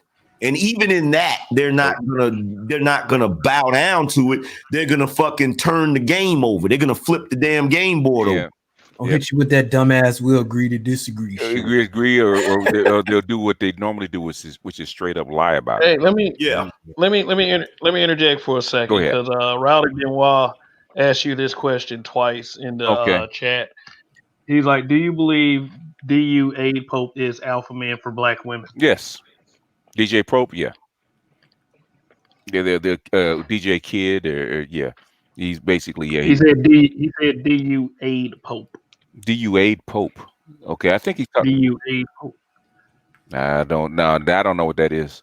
I think he's talking about that DJ Kid person that screwed all those white women, the black women in I think it was South Carolina, and he had AIDS or something like that. I think he's talking about that. But yes, they are. Yeah. He's as Valdez calls him William Cartwright. Yeah, he's William Cartwright. And you Negroes on this panel will never be William Cartwright. All right. If he needs HIV, I don't want to be him. No, I'm joking. But that's what you got to realize. Whenever you hear that argument, especially coming from who. No, I get it. When she says you are dominated, all she's saying is you're not William Cartwright. That's all the fuck she's saying. And it's like, we get it. You can't get a William Cartwright. So now you're gonna make black men, every black man you encounter, you're gonna make them suffer with your screech owl voice because they're not white. My stance on that is I don't listen to white supremacists tell me about black men. That's my stance on that. Hey, I tell them I don't negotiate with terrorists. Yeah. No. I won't. So my thing is I ain't gonna listen to no white supremacists about black men. Period. Me and a terrorist might be able to find some common ground somewhere. Doubt it. But you might be able to if you had a conversation. But I ain't finna listen to no white supremacists tell me about black men. That's just stupid. What makes you think they can't be both? What? I ain't gonna say there's one exclusive to the other. I ain't gonna say that either. Well, to take something that you said about white supremacists and white supremacists and black women being one and the same, that's the same thing with terrorism, bro. That's what I'm saying. Only Well, terrorists yeah. I know had white hoods, right? Nah, what I'm saying. Now No, you know what you keeping it real. You keeping it real. The terrorists that I know, nigga, wear yaki. That's what I'm saying. Well, Oh, I'm in saying, Brazil. yeah. If I put my thought to it, could really come up with a terrorist in my mind that wasn't a white supremacist? That's hard to even come up with right now. You know. Yeah. So, yeah. Well, these women have been terrorists for a minute. Mm-hmm. You feel me? Been for a minute, and they're Facts. still terrorizing. About 400 Yeah, years. and the biggest victims really at the end of the day are the kids. Like, and I know a lot of people say, they like to say smug shit like "fuck them kids." I don't say anything like that because I mean, That should be funny as I, hell, man. I was thinking it, but I said I ain't gonna say it. You heard it all the way over here, Angry Man. but still, to try to shoehorn the responsibility on black men for you not choosing the patriarchal setting, that's BS. I mean, I consider it like this. If you procreate in the backseat of a car, or under the bleachers at a football stadium or in a hotel room, you weren't trying to set it up for that man to be there. You gave him the option. I would say if you have unprotected sex, just have a plan, and it won't impact our children like that. You won't have all these little bullshit things that keep happening, like in a dress, or or they're getting younger and more pregnant. It's just ridiculous. And I just wanted to kind of bring that to the light a little bit. Well, I'm gonna throw this But on that real quick. My thing is, I'm gonna call it what it is. They just don't love their kids. You can't behave in a certain way with a void. If love is in a void, I mean, whether you're in a place where there's a void of love, I can't say you love your child when I clearly see you displaying actions that prove you don't love them. You can't love your child if you don't discipline your child. You can't love your child if you're not trying to put your child in a place to be protected. You can't love your child if you depend on other people to determine how much food your child will eat versus how much they can. You cannot love your child if you're always depending on someone besides the person who had the child to make sure the child is taken care of. Those are not acts of love. So in general, when it comes down to it, if we start looking at behaviors, you can't prove they love their children. Well, BGS, I'm gonna bring this up, right? Remember what was going on them farms? They were constantly having their kids taken away, right? Yeah, they were sold off. Yeah. So doesn't this sound like this is some leftover programming? Yeah. Where you have this whole scenario. I don't know who said it, but I remember reading. I think this was spot on. Where there's just this conditioning to have kids but not have families. Yeah, that it's a twofold things. Where the and Frazier brought this up, where because of what they've been through, that black women are far more attached to their children, and will refuse to give their children up, even though because of the social pressure of them being a bad mother, they would rather their kids go undergo some kind of detrimental situation rather than give them up. In other words, why harm your kids or beat your kids if you don't want them, instead of giving them to their father? But the thing is, in black female society, you'll be looked down upon if you give up your children. So it doesn't matter if you're homeless or you're going through going from hotel to hotel. You'd rather do that and keep your kid because it keeps your dignity or your self-esteem, rather than saying, hey, I can't take care of this kid. Hey, Valdez, Kev, Roger, come pick up your child because I can't take care of them. They won't do that. So that's that part of that insanity that's part of the black community. That is the reason. One time. It has. I mean, loving their children, and it doesn't have anything to do with that. Okay, it's part of the internal programming. They probably didn't. They probably wanted to have the kid to keep the man, and they never really loved the child. But the thing is, they can't give the child up. because let of me say that. it like this, BJS. Let me say it Okay. like this. You're alluding to it now. They love the benefit or the so-called benefit the child brings them. They don't actually love the child. I think I think you have to take that as a case by case basis. I think some women do. I think a lot of women, hopefully most women do love their children. Most black women do love their children. That doesn't mean they're going to be a good mother. Well, no, I'm not saying. I'm talking when you start looking at the single mother aspect, the people who didn't even want the guy around when she had the kid, the majority of them do not love their children. That's well, what Roger, let me try to word it like this because I think this is what BGS is saying. It's possible to love something but not like it, which sounds weird, right? Or not. not to me. Not to me. You're not I love black women, but I don't like them. Let me hop in real quick. Go about this. Here's the thing you got to realize: you're dealing with a broken creature that does not really comprehend love the way their love is instinctual instead of instead of something that they are cognitive of, if that makes sense. You feel what I'm saying? You have women that will love their children instinctually, and they'll do things that kind of contradict that because what you got to understand about black women is black women are constantly fighting biological programming. Yep. They're constantly fighting against their nature. You feel what I'm saying? Which is why they're so fucking crazy. Constantly fighting against it. So it's like, they need fucking therapy that they never get, and they refuse to fucking get. True. So they're always dealing with this sort of dynamic where they're like, you can even hear it in their conversations. Like, and I'm pretty sure BGS has heard it numerous times. Like, you can sit there and have a conversation with a black woman, and by the time you get finished, if you really probe deep enough, by the time you get finished, you'll be looking at her like, yo, you are crazy as a sack of fucking cat. Yeah, and you know what? And you can disagree or disagree with this one, Roger. I think black women as a whole, black people as a whole, especially black women, they see abuse as love. Yeah. Oh. Why? Where did that learn? And see, that's why I keep calling this corrupted programming. Go ahead, Roger. Oh, go ahead. That was Mike. That's Mike, right? What's good, fam?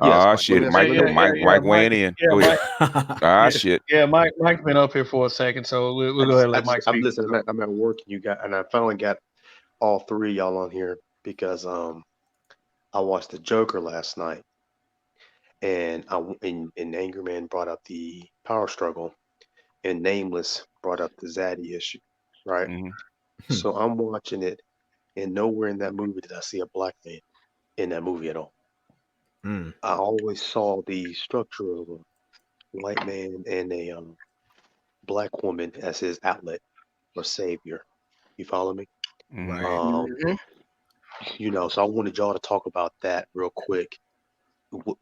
Why was his therapist a black woman, and why was his love interest a black woman? I do believe, in my estimation, that I think the Joker was a black man in white face, because everything that they talked about in the Joker, as far as his relationship with his mother, his relationship with his father or so-called father, his struggles in the society, that's black men's struggle, man. That is a black man's struggle. And you go ahead. No, that's what point. Like, it touched me in a different way watching that movie last night than like you said before, the longing he had, right, of trying to fit in and trying to be recognized. Hold on a second. Jessica, we've been nice to you, baby. And we have, Roger has a soft spot for you in his heart. So we've been nice to you. We haven't gone in on you. But if you keep that up, baby, you're going to piss me off. So I think you need to leave that alone. Don't come in here with that stuff. All right. Wait a minute. Almost 10 generations of black children without the support of their fathers. Yeah, you need to come up. I think she wants the roast, man. She's been doing this on. You need She's been doing that hold on on a this second. Let me get this out. fantastic panel. you need to come up, Jessica, so you can go ahead and get that work of God. Yeah, Gil, you deserve to smoke because Roger, because Roger's a saint because he's been keeping us off your ass, okay, baby. But you going way overboard. Well, I got you look. I haven't unsheathed my Slayer in a minute, so Look, hey, What listen, is that a week, a month, or actually a minute? yeah, hey, can y'all hear me? My phone's about to about a die. week. But Angry Man, I wanted you. Hey, y'all, let Mike go. He said his phone about to die. Okay, Go ahead, Listen, Mike. I wanted Angry Man and Nameless to talk on that dynamic right quick from the Joker's perspective, if they don't mind. I wanted to get their input on that. So that's all I wanted. Well, the Joker's perspective, like as far as that, I agree with BGS. The problems that the Joker was going through are similar to what black men are going through. But the reason why they put a white face on it is because black people have always been the canary in the coal mine. White men are starting to go through the same exact problems that black men have went through, which is why they're having such a visceral reaction to feminism and women now, because now they're starting to turn into the niggas of their own community. So they put it up there as a way to kind of scare the men into, okay, look, we need to tighten up. And there was symbolism in it. The symbolism was them taking their mother out. That was the symbolism. That in my opinion, I believe that they put him up there as the Joker to symbolize the struggle that they're getting ready to go through that is mirroring the black struggle. But their solution to it is to basically kill feminism, which is why they had them finally getting fed up with the mother and taking the mother out. Because you got to realize, like, in that movie, he was taking care of his mother. He was facilitating his mother, and he found out his mother was lying to him his whole damn life and abusing him. You feel what I'm saying? So, in my opinion, that's a symbol of our society where feminism has been lying to the men, pretending like it's all about equality when it's about something else, which is to overtake the men, and has been abusing the men. So it's like, that's what I took from it. Well, let me say this too, because if we look at this at that level, if a white man has to go through what black men go through, he's already considered crazy. Mm-hmm. You know, that's you know. No, I just want to make that clear for the folks who didn't catch it. That's all. And to speak to Jessica and her point, talking about 10 generations of children without the support of their fathers. Here's the thing.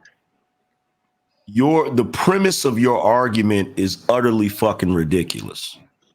And I'm going to tell you the reason why the premise of your argument is ridiculous. Because let's say you, Jessica, went out here and you got into a relationship with a guy that you thought would be a good father, a suitable father. And then you got pregnant by the guy, and then he splits on you and becomes a deadbeat dad. Well, what the fuck is stopping you from getting a replacement for him? And have been. What has stopped you from doing that? That would be like, your premise is just like if a person was the CEO of a company and their chief financial officer quit, and then 20 years later the company finally goes bankrupt, and you blame the CFO for leaving 20 years ago. Like, why the fuck didn't you replace your CFO? What does his absence have to do with your present failings? See, your argument, you women make the most foolish argument ever. And it's worked on men in the past. But you're dealing with red pill men who have had the opportunity to sit back and observe your behavior and observe all of the arguments that you've made for the past fucking 50 years. And I'm here to tell you it's bullshit, because at the end of the fucking day, there were women in the fucking 80s and the 70s that were single mothers, and they did a better job than what you're doing right now. Yeah, and a lot of reasons is because black men are one of the few men who will actually wife up and get with a single mother. Look, It have been for centuries. We've always done that. She It's because said, we see ourselves. hold on, watch this. She said, nah, y'all know the facts. Good night. I figured that would run your ass away. Yeah, trolling. She's trolling. Of course. I figured that would. You know why you leaving, Jessica? Because you ain't got no argument for me. If you had an argument for me, you would bring your ass up here and present your argument. But you just like every other fucking black woman walking the goddamn globe. You don't have the slightest fucking clue what the fuck you're talking about. You're not a goddamn intellectual. You don't have a damn clue. You don't know your ass from your fucking elbow. But you want to come up here and blame everything and sit all the problems of the world at the feet of black men. You don't want to talk about how white men have played a role in what you're talking about just through antebellum slavery. Then later on, when you have fucking the Democratic Party introducing fucking welfare that has allowed you to kick men out of your fucking household. You don't want to talk about that, though. You don't want to talk about how you've put yourself in a position to not even need the fucking man and proclaim that you didn't need the man. But at the same time, you want to turn around and say, oh, well, the failings of the family is because black men left. You mean the black men you ran out of your household so you could get fucking welfare off the crumbs of the white man's table? You ain't got no fucking argument for me. That's still and Kobe Bryant and what you're doing, what they were doing to him is examples of the shit. Oh, but right, us explaining the fucking history is apparently an excuse, right? Right? They don't have no. They don't have no art. Let me tell you something. Man. If you go back and line up the history, right? Mm-hmm. If you go back and you cross-reference and do the research, when you go back to what LBJ did, right? He fucking overhauled the welfare system, right? So in the early 1960s, he instituted the food stamp program and he made some other changes. If you cross-reference that timeline with the rise in single-parent households, right after he did that, you had a fucking rise, a significant rise, 100% jump in single-parent households. 100% jump. Now, if you know the freaking policy of welfare back then, which was okay, you need assistance. You look at a community that's impoverished, and they need food. You look at the men being disenfranchised through losing jobs. You look at men leaving to go to Vietnam and not coming back. You look at the rise of the prison industrial complex. You look at all of these things that are taking men out of the homes for whatever reason. And then you see this welfare being offered. And then you have these women saying, okay, let's go down to the welfare office. You know, they got mothers telling other mothers, go down there and get you some assistance. They go down there to get the assistance and tell them, look, we can give you this assistance, but there can't be no man in that household. Yep. Got a choice. So you got a choice. You got a choice. The choice is feed your babies or stick with your man. And y'all picked to instead of trying to tough it out with your man, you picked, okay, I'm going to take the easy route. The same way you took the easy route when it came to feminism. When you had a choice between being the ally of a white woman or sticking it out with your man. Every time that y'all have been presented with the choice of sticking it out with your man or taking the crumbs off of white society's table, you've always chosen to take the crumbs off of white society's table. But then you want to turn around and blame black men for being absent when you played a role in them being absent. And, let me say this. My bad, Kev. Go ahead, Kev. This argument, I was gonna say, playing a role as in, procreating in the backseat of cars and in hotel rooms and under football stadium bleachers, like I said earlier. I mean, it's like people aren't stupid. You didn't set it up for somebody to be there. But go ahead, Roger. Okay, well, I just want to make this clear to those listening, because I actually said it the other day while Jessica was on the panel. I think it was on the Art of Immoral channel. I'm at this, but for right now, I'm classifying women in one or two categories. You're either Gayle or Lisa Leslie. Jessica been flying around on a few different panels. You know what I'm saying? She done participated a little bit here and there. I was trying to cut her some space because she was 22 years old. I thought she came here to try to learn, to try to grow as a person. But now she's convinced me that that's not what she's here for. She's only here to. I'm not gonna say it's trolling because I don't believe in trolling. People say what they mean. Point blank. She's just a 22-year-old that's a feminist. At the end of the day, she's a black feminist. Therefore, she's a white supremacist. A white supremacist, and so she's in the Gayle category for me. Hey, so check this out, Roger. Yeah. Fuck Jessica. Fuck her fucking opinion. And fuck her stupid face and everybody that looks like her. She's running around here with a bunch of goddamn talking points that she got from her fucking gender studies class. And you know her ultimate result? She's 22 right now? 44 talking the same dumb shit with a couple of children from illegitimate relationships and will grow old and fucking lonely with her stupid ass. Mark my fucking words. I don't even need a crystal ball, and I know your future, Jessica. Yeah, well, she at that college age where they really breed feminism into the mind of those young students. They really push feminism. So yeah, I didn't see too much from it at this point because I didn't see it on so many panels, and I've been watching her on comments and things like that, and I done talked to her myself. That girl ain't trying to learn nothing. She's trying to prove she's correct. A talking point. The problem is it doesn't feel right to her when she hears these facts. And everywhere she goes, there's nobody else corroborating this information because she's not trying to come to these red pill spaces to learn. And when she goes back home and regurgitates the same nonsense, she gets her re-up from the Cynthia G agenda. I'm tired of it. She's not the only one. The problem is her entire fucking argument. It correlates with white supremacist talking points. Mm-hmm. That shit she's saying is old talking points from. See, this is the thing. This is why these women are so easily defeated in debates. If you know your shit. If you know your shit, they're going to be defeated in debates every fucking time because somewhere along the line, these black women found the white supremacist playbook up under a fucking chair somewhere and they dusted it the fuck off and they've jumped on fucking YouTube with them same goddamn talking points that have been debunked numerous times by numerous scholars. Throughout the fucking years, and they think they got something. They're up here, oh, well, what about the fact that these children have grown up without the support of the men? Well, you explain this to me then, Jessica. If that's the goddamn case, if it's really the lack of men, the lack of black men in the household that is stopping our race from being so productive, why the fuck doesn't that stop the white race?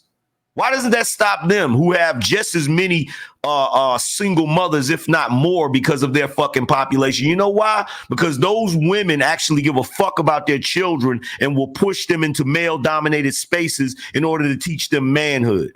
What you're doing is you're using men as your sin eater, as your scapegoat as to why you're not teaching your fucking children because you're a bunch of bum-ass motherfuckers. That's the truth. That's a sword, boy. The sword came out. Now, back to our regular schedule program. Yeah. Let me say this real quick. This channel is black men being brutally honest. So we do come to these spaces to express ourselves. But I'm gonna let y'all know just like this. I'm not scared of anybody in any of these spaces. The habitual line steppers aren't. But let's be careful with our use of names. I don't want any unnecessary skirmish to start if it doesn't have to. I mean, I don't care. They can come ask me if they want to. Well, that man said they said my name on your broadcast because they fucking wanted to. I don't personally care. But if it's unnecessary, let's just keep that kind of thing in mind. Also, trigger words. Like I wanted to say this with that guy that when he was saying that he used the T word. Oh yeah. And I was like, also I don't want words said that's gonna get a flag on this video. Yeah. So also keep that in mind. I mean, there's other words you can use to get the point straight across and say exactly what you need to say. So just keep that in mind. Just be mindful. Otherwise, have at it. Yeah, I name drop, so I take responsibility for that. Yeah, you could say it's all good. It's all good because I disagree with like 95% of her principles anyway. Right. I mean, it's I don't like personally, and that's with Jessica too. I don't like my role as a father being diminished and insulted like that. I mean, I know that the single mothers don't like it, even though the stats and the facts and their behavior pretty much confirm that shit for everyone observing anyway. But, there's a lot of untruths going around about black fathers too, and they are white supremacist talking points. So I'm always going to take exception to that. I love being a dad. I just, wanted to say that real quick. So, I yeah, let's go. I want to address something that was said in the chat room. A mentee said Gayle did nothing wrong, and I'm pretty sure she's trolling, but I want to answer that. She actually did do something wrong. That wig she was wearing on that show was horrible. Yes. Hell yeah. As usual. That wig was horrible. Well, Minty, the link is in the chat. You can come up and clarify your viewpoint if you're not trolling. That wig was horrible, and that makeup, you know what I'm saying? It's even worse. There was a lot of shit she did wrong. You know what I'm saying? I'm just saying. Hey, whoa. Let me offer some clarity real quick. Icebreaker. I do like you being here, and I do like anyone being here, but I pretty much let me set the rules for all the mods and who they block and everything. If people are getting out of control, yeah, just go ahead and block them or whatever. But I don't see anybody really getting out of control with it. I mean, sometimes it's fun to debunk that bullshit. It makes for a more interesting show. But let us set the rules. I mean, we're just let me handle that discretion a little bit more. So I have faith in the mods that I choose. So anyway, just wanted to say that. But my stance is there's no such thing as trolling. People say exactly what they feel. They may try to play it off like they trolling, but many just pick up on the fact this is their real feelings at the end of the day. Just, because we done said it many times that black women aren't our women from a general standpoint. And men just got to accept it. They're never trolling. Just said it in the gynocracy. The only man is the same one that's in that big house. Yeah, put your ego to the side and accept they're never trolling. Yeah, and also these. Let me put the quote fingers up. These trolls, we will deal with them. I have no problem dealing with what they say, and usually panelists don't have a problem with dealing with what they say either, especially Angry Man from what I've seen on his broadcast. That's quite interesting to watch as well. Well, Roger's been given with Jessica. Roger has been giving Jessica a long leash. So we okay. And that's the only reason I addressed her because she's been going from because Roger has given her a long leash. A lot of guys have kind of like backed away from actually really going in on her. So I think me personally, I'm tired of her. Yeah. See, this is look. This is what happens. I'm telling you right now. This is what happens. Like what happens is we're all in our smoker's lounge. And we're all smoking cigars and drinking some yak and we're chopping it up like grown men. Yeah. And then a woman comes in and says, "Hey, what y'all doing? You smoking cigars?" And we're like, "Yeah." And they're like, "Okay, cool. I'm not really a smoker, but I can hang out." And she'll hang out, and guys, we're not malicious. So we'll sit around, we'll chop it up or whatever. And, eventually she was like, the smoke is kind of stifling. Starts with that. Then it's like, why y'all got to drink while y'all are talking, And this is how women do. They nitpick their way into power. Okay, it's just like if you're in a relationship, you start dating a chick, she comes over to your house, she's not going to say nothing at first. She's going to walk on eggshells and tiptoe around. But then before you know it, she's going to, well, why you got to do that? It's these little nitpicky things that erode you. Death, what is it, either Chinese water torture or death by 1,000 cuts. Huh? Exactly. And sounds like shit testing. And what she's doing, like, see, Jessica would never, she would act like she would be on her best behavior if she would have encountered my black ass first. Oh, yeah. Because the moment she said something like, well, Angry Man, why do you feel the need to say bitch?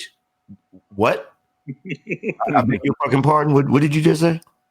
Well, I just think that, you should. I just think you should shut the fuck up. That's what I think. That's what I feel. You know what I'm saying? And she would have been on some. Okay, you know what? Let me not test the waters like that anymore. But see, what it is she'll come on panels and y'all will overlook it.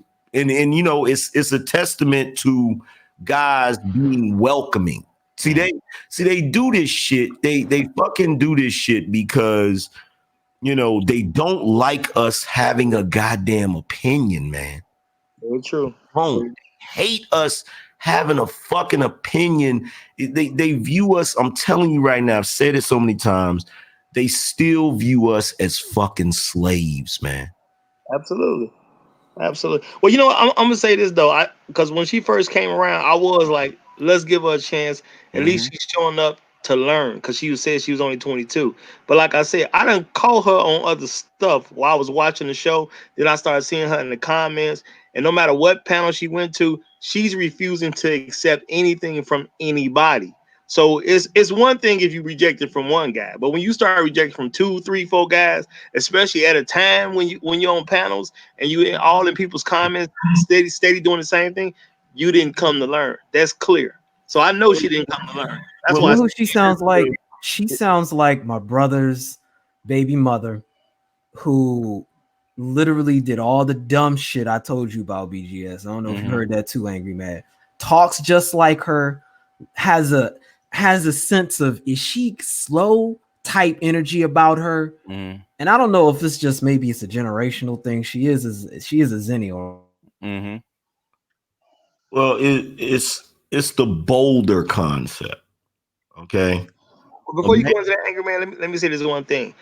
As a 22-year-old, how can you disagree with 100% of everything? And that's what I saw her do on multiple shows. She's disagreed with 100% of no matter who said it. So go ahead, Angry Man. Because she's a woman.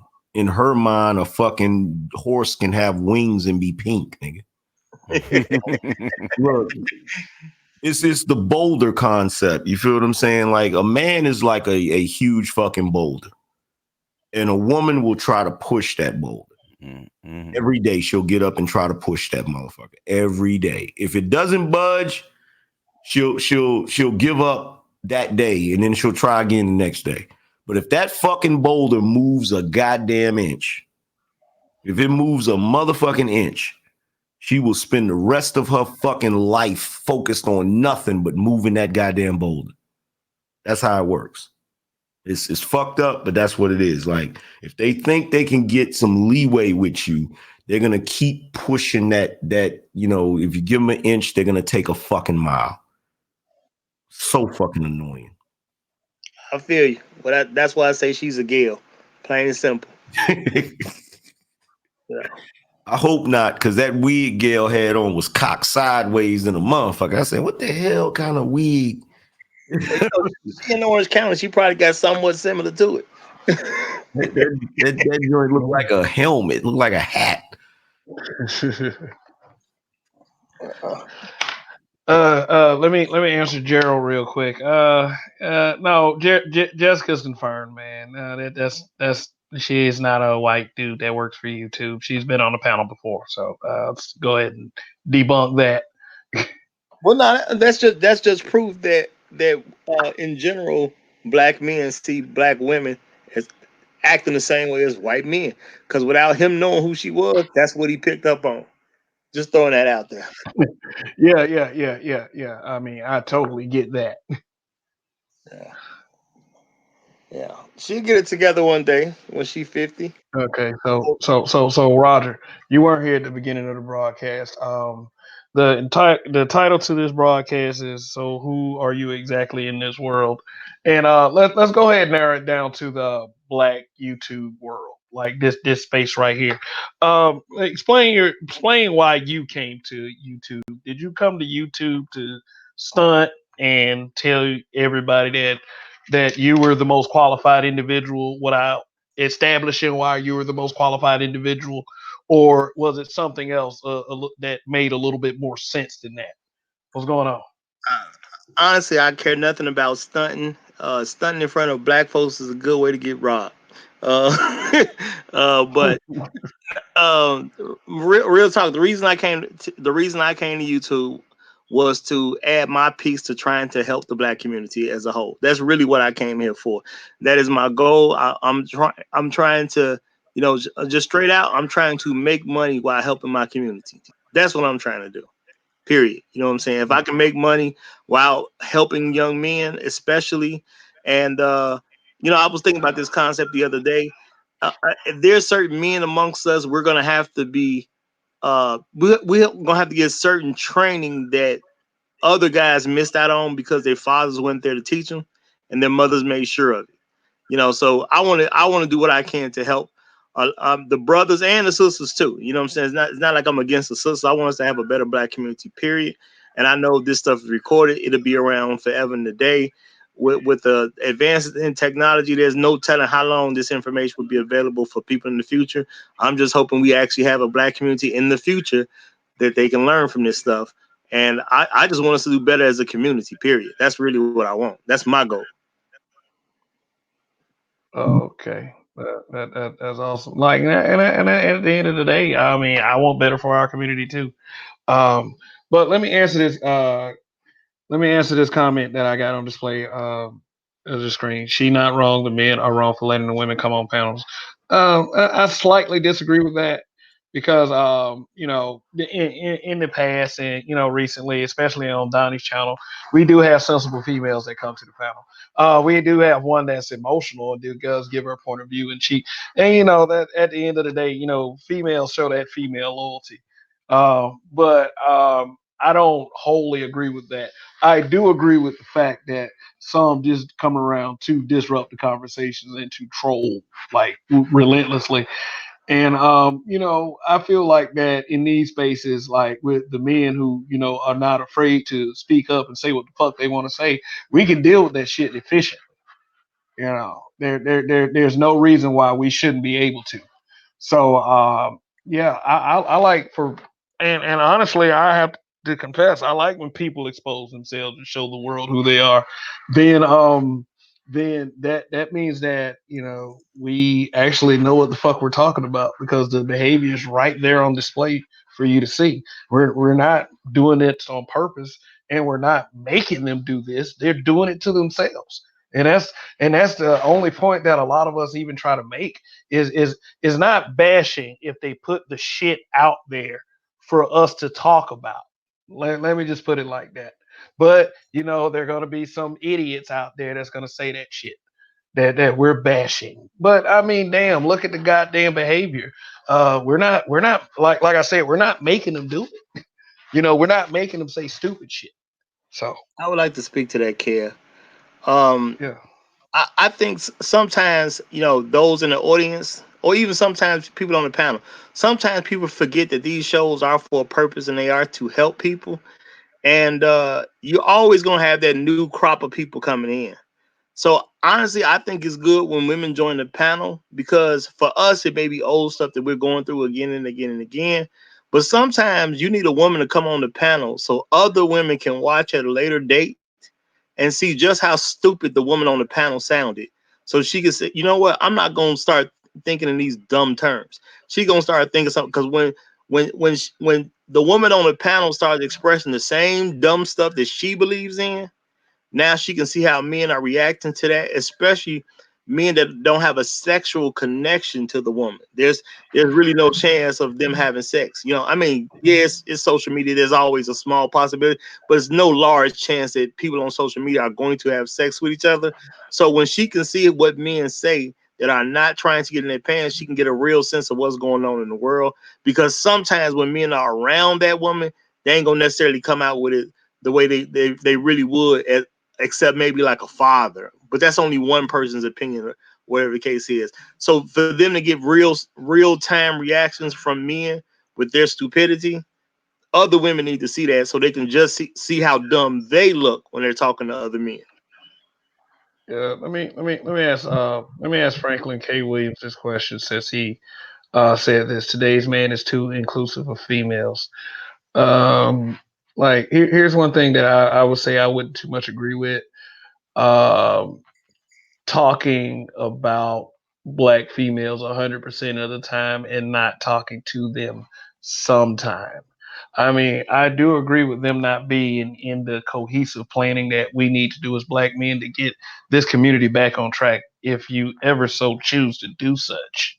I understand that. I mean, it is based on the decision making that I see, the things that I'm observing. So I do understand that, but I don't like to just, talk about them and then, not talk to them at least, I don't know, a little bit of the time. So that's why I'm glad that females come to this space to watch if they want to be on the panel, as long as they're not derailing the conversation. I don't have a problem with that either. But that's anybody, man or woman. If you're trying to derail the conversation, then maybe you just shouldn't be here. But anyway. So glad that everyone is watching. Please, if you are watching and you haven't, please go below this screen, hit the subscribe button, hit the like button, and hit the notification bell, and choose the all on the notification bell. So, anyway, so I don't know. I might be closing out this broadcast in the next few minutes. So, anybody got any last thoughts or last words they want to put in? Yeah, well, long live the habitual line steppers. Absolutely. Absolutely. And welcome to the space. We're trying to, we've been burned. So me and Valdez are actually, vetting everybody that comes into the space, because we've gone through a couple divisions and turmoils, but you guys seem to be pretty cool and above board. I'm speaking for myself. Valdez probably has a little longer evaluation process than I do, but no, the brothers are straight. They just got to be careful when it comes to giving some of these women the benefit of the doubt. Like, I get why y'all do it. I understand it completely, because sometimes you do want, me and BGS both do that. We'll have a woman come on that's talking crazy just so we can debunk the point in front of everybody, and display the behavior. And that makes sense, but you got to kind of be careful with that, because if you have them come on and they start talking crazy and you don't debunk their points, it kind of gives, it's like blood in the air. You all of a sudden have a bunch of hyenas surrounding and wanting to try to take over your panels and shit, and it gets out of hand. But other than that, y'all brothers are straight. You know what I'm saying? Y'all be talking about some real shit. Okay. I mean, we appreciate hearing that. I mean, Appreciate it. Yeah. Yeah, but we're no stranger to a lot of this stuff. I mean, we've seen some crazy hyena type females. I mean, that you wouldn't. I mean, shit you wouldn't believe. And we've seen it like from the Facebook angle, and we're starting to see it more from the YouTube angle. So everything's a learning. But I think we'll be good at the end of the day. As you guys are already good from what you've built, on your platforms. And we the habitual line steppers, we're pretty 150% sure we'll be okay too.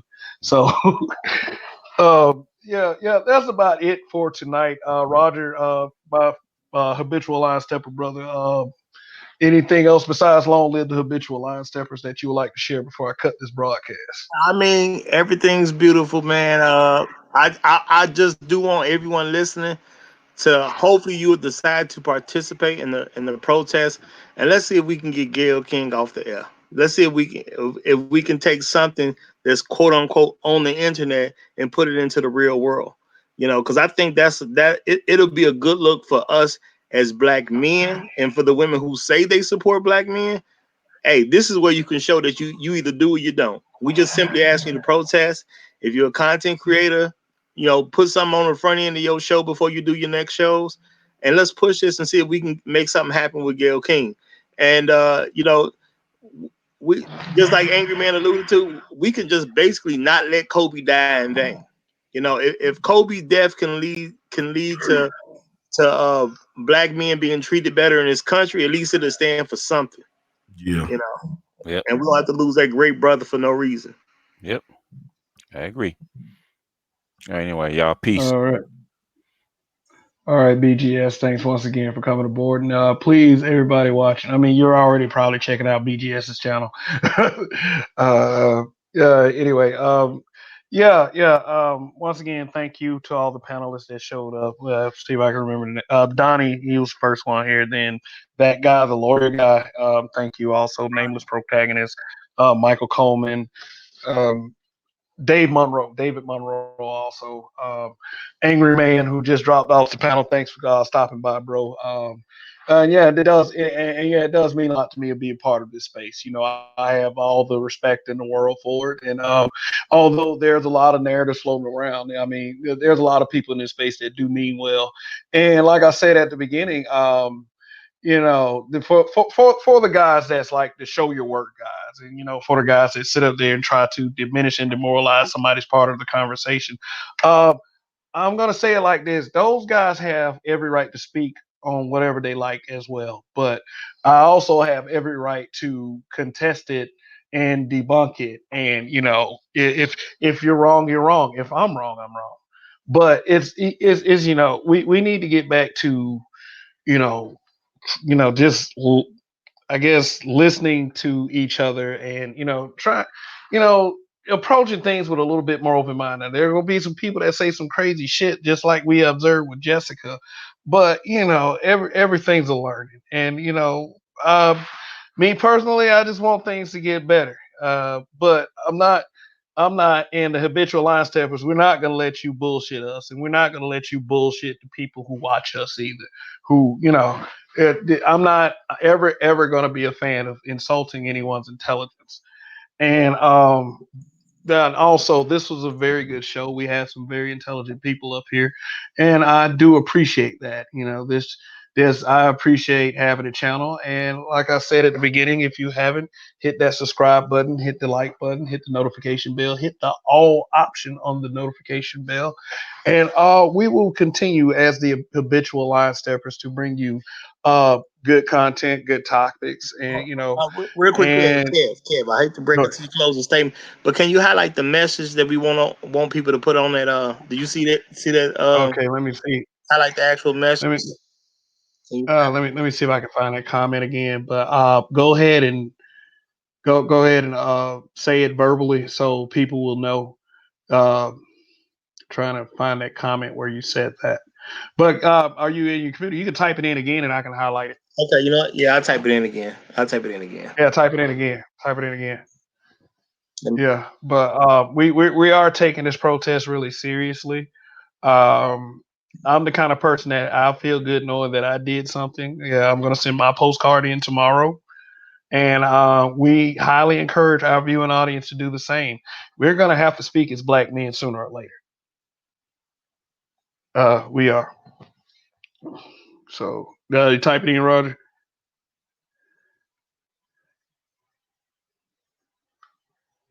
Okay. Yeah, I'm just gonna let him. Just yeah. The hashtag Gayle King must. Hashtag Gayle must go. Yeah. Let's have that catch on. Let's have that catch on. Oh, shout out to God Word Save 7. Um, uh,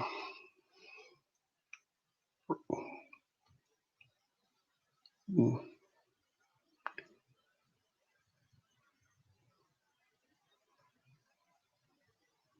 Yeah, Roger. Roger, you still there? Well, hey, you know what though? You know what? Here's what I'll do. I'll put it in a highlighted comment. I'll put the CBS address in the comments with a highlighted comment, and y'all can see what to say to them, and put it on a postcard, put it in a letter.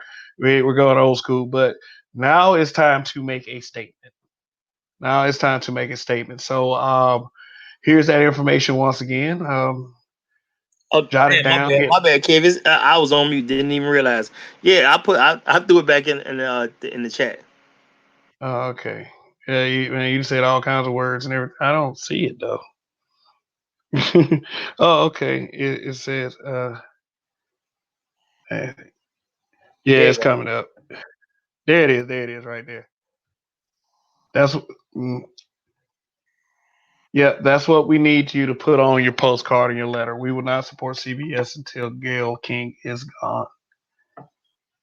Oh, peace to the brothers in the chat. Okay. All right. I see you. Yeah. Tadari. Yeah, man. And if you haven't, go ahead and hit that subscribe button. Okay, that's it for me. And anything else, Roger, before we go? That's it. That's it. All right. Great broadcast. Thank you to the chat. You guys are the real MVP. And Kev, we trust. Goodbye.